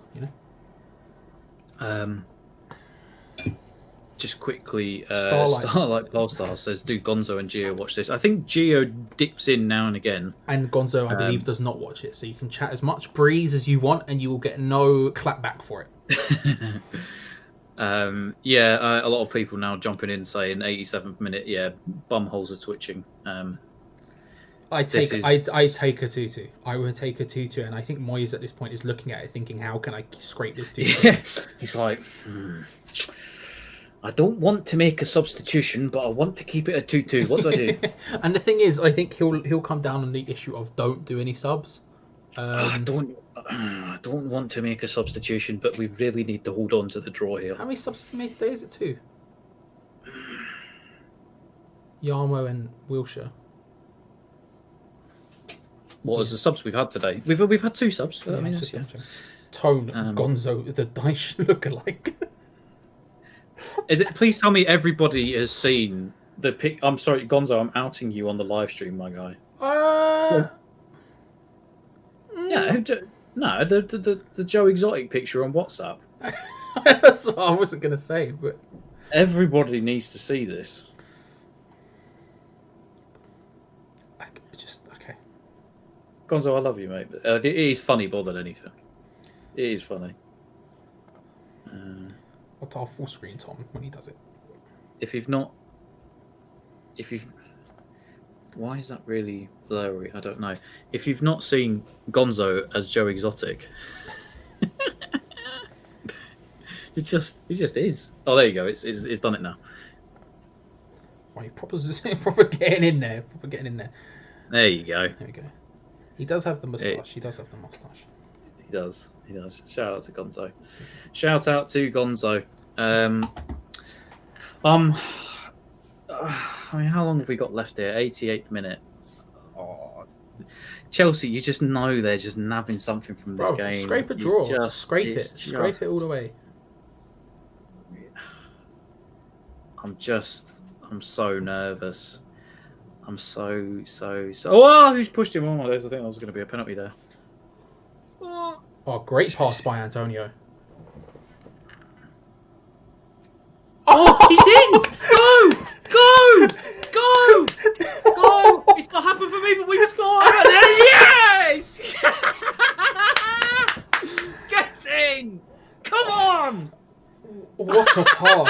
What a pass by Antonio. Fair play. Get in! Antonio's laid it through to Yarmolenko brilliantly, and Yarmo, again, that's what you want from Yarmolenko. When the guy gets shots on target, you can say what you want about his pace. Do not offer him his left foot. Sit down in your chair, Lampard. Hooked away from Rice. Get in! Chested down by... Oh, great 1-2. Brilliant pass. Like, that pass from Antonio is brilliant, to be fair. He barely needs to break his stride. Please tell me he's his onside. Shoulder, puts he's onside. Oh, my days. And an absolutely lethal finish. Get in! You don't offer it on his left foot there to Yarmolenko. Rudiger, silly. That's exactly where you want Yarmolenko. It's exactly where. And Moyes, annoyingly, his sub has just potentially won the game.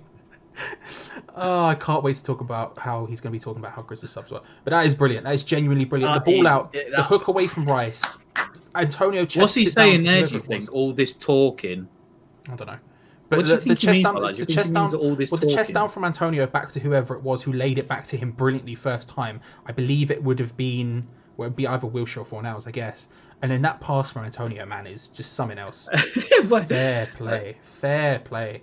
What's happened there? Antonio's just turned into a world beater. Do you know that's what? I the would thing. arguably say he's been our man of the match tonight, Mikel Antonio. Don't depress me. I think he actually has been our man of the match. More than right. Balbuena is being prepped, it seems. That sounds about right. Good shout from Fabianski there. Big shout. Come on, boys. This is big. This is big. Love how Moyes makes more subs when we're winning than he does when we're losing. That's fine. Yeah, it's fair play. Somebody just said, Tom Eke, Chelsea from the bridge took it like a champ. Well done, mate. Do you know what? Fair play. Yeah. I know he came in at first and he was a bit like, come on, Chelsea, whatever. But he stuck around. He's a good lad. Fair play to you, mate. I really appreciate you for good sticking dude. around. Good dude is Chelsea from the bridge. Always welcome back. Always welcome back. Hope you make top four. That will be... Not that you'd probably want to come back to watch a West Ham watch along for a game that isn't Chelsea. I appreciate that. But if you ever want to, you're more than welcome back, my friend. And yes, I hope Chelsea deserve top four. They've got a great team. They've got a really cool team that they're building here. I can't believe, Mike, I'm the same boat. But no, I do believe it. I said it. I knew it was coming. I just felt it tonight. I felt that positivity. I just felt it. I can't tell who it is who lays it back to Antonio after the chest down. It could. That's be... Fornals. That's Fornals. Is it Fornals or is it? Yeah, it would make sense. Brilliant. First time that's kind of makes it, and then that pass from Antonio is just. Clayton, yeah, it's come home to roost now, my friend. Who was the positive one? It was me. All of you naysayers in the chat. Bro, I didn't even say we score a goal. We've got 3. 4 if you include the disallowed goal. Yeah, it's been a good game from Fornals. It's done well. Thing is, though, this is exactly the goal that I thought we scored, but I didn't think it would be Yarmolenko in that position. I thought it was going to be Anderson to be that player because Yarmolenko didn't necessarily have the pace. I keep saying it. I've said this though. The man shoots, he gets it on target every time. He's got an absolute pearl of a left foot. Get him in good positions and just let him shoot because it will go on target. I say this video after video. It's a shame because his 4th Premier League goal of the season, but how long of those has he been out injured for? It really is a shame. If he started every single game of the season, I think he scores 10 to 15 goals minimum. Yeah, his injury record is just so infuriating. It really is a shame, unfortunately. I mean, we are winding down here. Let's just hope to God we can hang on. Thank you again for joining us, everyone. There will be a review of Gio and Gonzo momentarily. Once this game is over, we'll spam the chat with the link, so you don't even have to leave. You can just click on the link and go straight there. We'd like to thank you all for joining us. If you haven't already, subscribe and like. If you hit that like button, if you enjoyed it. And again, just for that final shout out, there's a Patreon link below it. Now is literally the best time to become a Hammers Chat Patreon. Not only is it the first of the month, so you won't be charged again for another month, so you get 4 months worth for your money, but on top of that, 27 videos this month on Patreon, exclusively at least 27 videos. So there is never a better time to do it. Can I quickly interject? We're on 94 likes for the video. If you haven't already, just 6 more of you, just because we're keeping our streak alive for 3 weeks in a row of getting over 100 likes so far. It's been, we're nearly there. 95. Come on, guys. 5 more. Let's push it. It's been... I'm just really pleased with this. 97 of you, cheers. It's been a much better game today. Much better game. We needed the 3 points. I was really positive before the game, and I'm glad. I think by looking at the reaction to the live chat, that is it. We have done it, and we have won. We've done it. We've actually gone and done it. Not only have we won a football game, not only have we done it by scoring 3/4, we've beaten Chelsea. We've got the double over Chelsea. What a result. What an absolutely unbelievable. Do you know what? I've been really impressed with Wilshere since he come on as well. I think he's been actually really, really good. Don't worry, guys. You can wait here for a second. I will spam the live chat as soon as Gio and Gonzo go live, so you don't have to go anywhere. You can just hang around here in the waiting room as the final whistle goes on my stream. West Ham have won the game 3-2. Unbelievable. Massive, massive boost for the survival hopes. I'm unbelievable. Great fight and spirit there. We could have been down and out multiple times in that game, but we've rescued it. So, yeah, the positivity reigns. Massive. Gio says hurry up. So I'm just going to say Gio, thank you, everybody. If you're ready, let me know and I'll end the stream, for goodness sake. Jesus Christ. Thank you to everybody that's been in here today. Fashizi, Eric, Jeffrey, Clayton, Chelsea from the Bridge, Lee, Starlight Polestar, just all of you. You've all been amazing. You've all been so good. Migsy, Swissport for the donation earlier. Thank you. Tony Pearson, Bob Collison, just absolutely everyone. The support has been amazing as always. So, yeah, an actual win, Tom. What a time to be alive. Thank you. Shout out to Chelsea from Bridge as well, staying around, keeping it. Given it would have been very easy to run off, so we do appreciate it. We'll see you next season. Everyone else, we will see you on Sunday. At about, I think it would be about just before 2:00. We will go live. There'll be other videos, of course. I can't remember. I believe it is, but we'll go live just before the game, just before it, and then obviously get ready because Gio and Gonzo, Tom, if you would like to start spamming that link in the chat right now, there'll be a link in the chat for you to jump over to the review with Gio and Gonzo live. Jesus Christ, we won a football match, Tom. We won a football match. Oh, big Boshizi. What was that for? You just donated. Oh, I've just seen it. Thank you for £5. Appreciate that. I wanted to check if it was double check because it didn't come straight up because Tom's things were coming up. Thank you everyone for watching. Remember to make sure to click open the chat. It is right there now. We appreciate it. We'll see you on Sunday. And yeah, cheers. Farewell. Bye bye.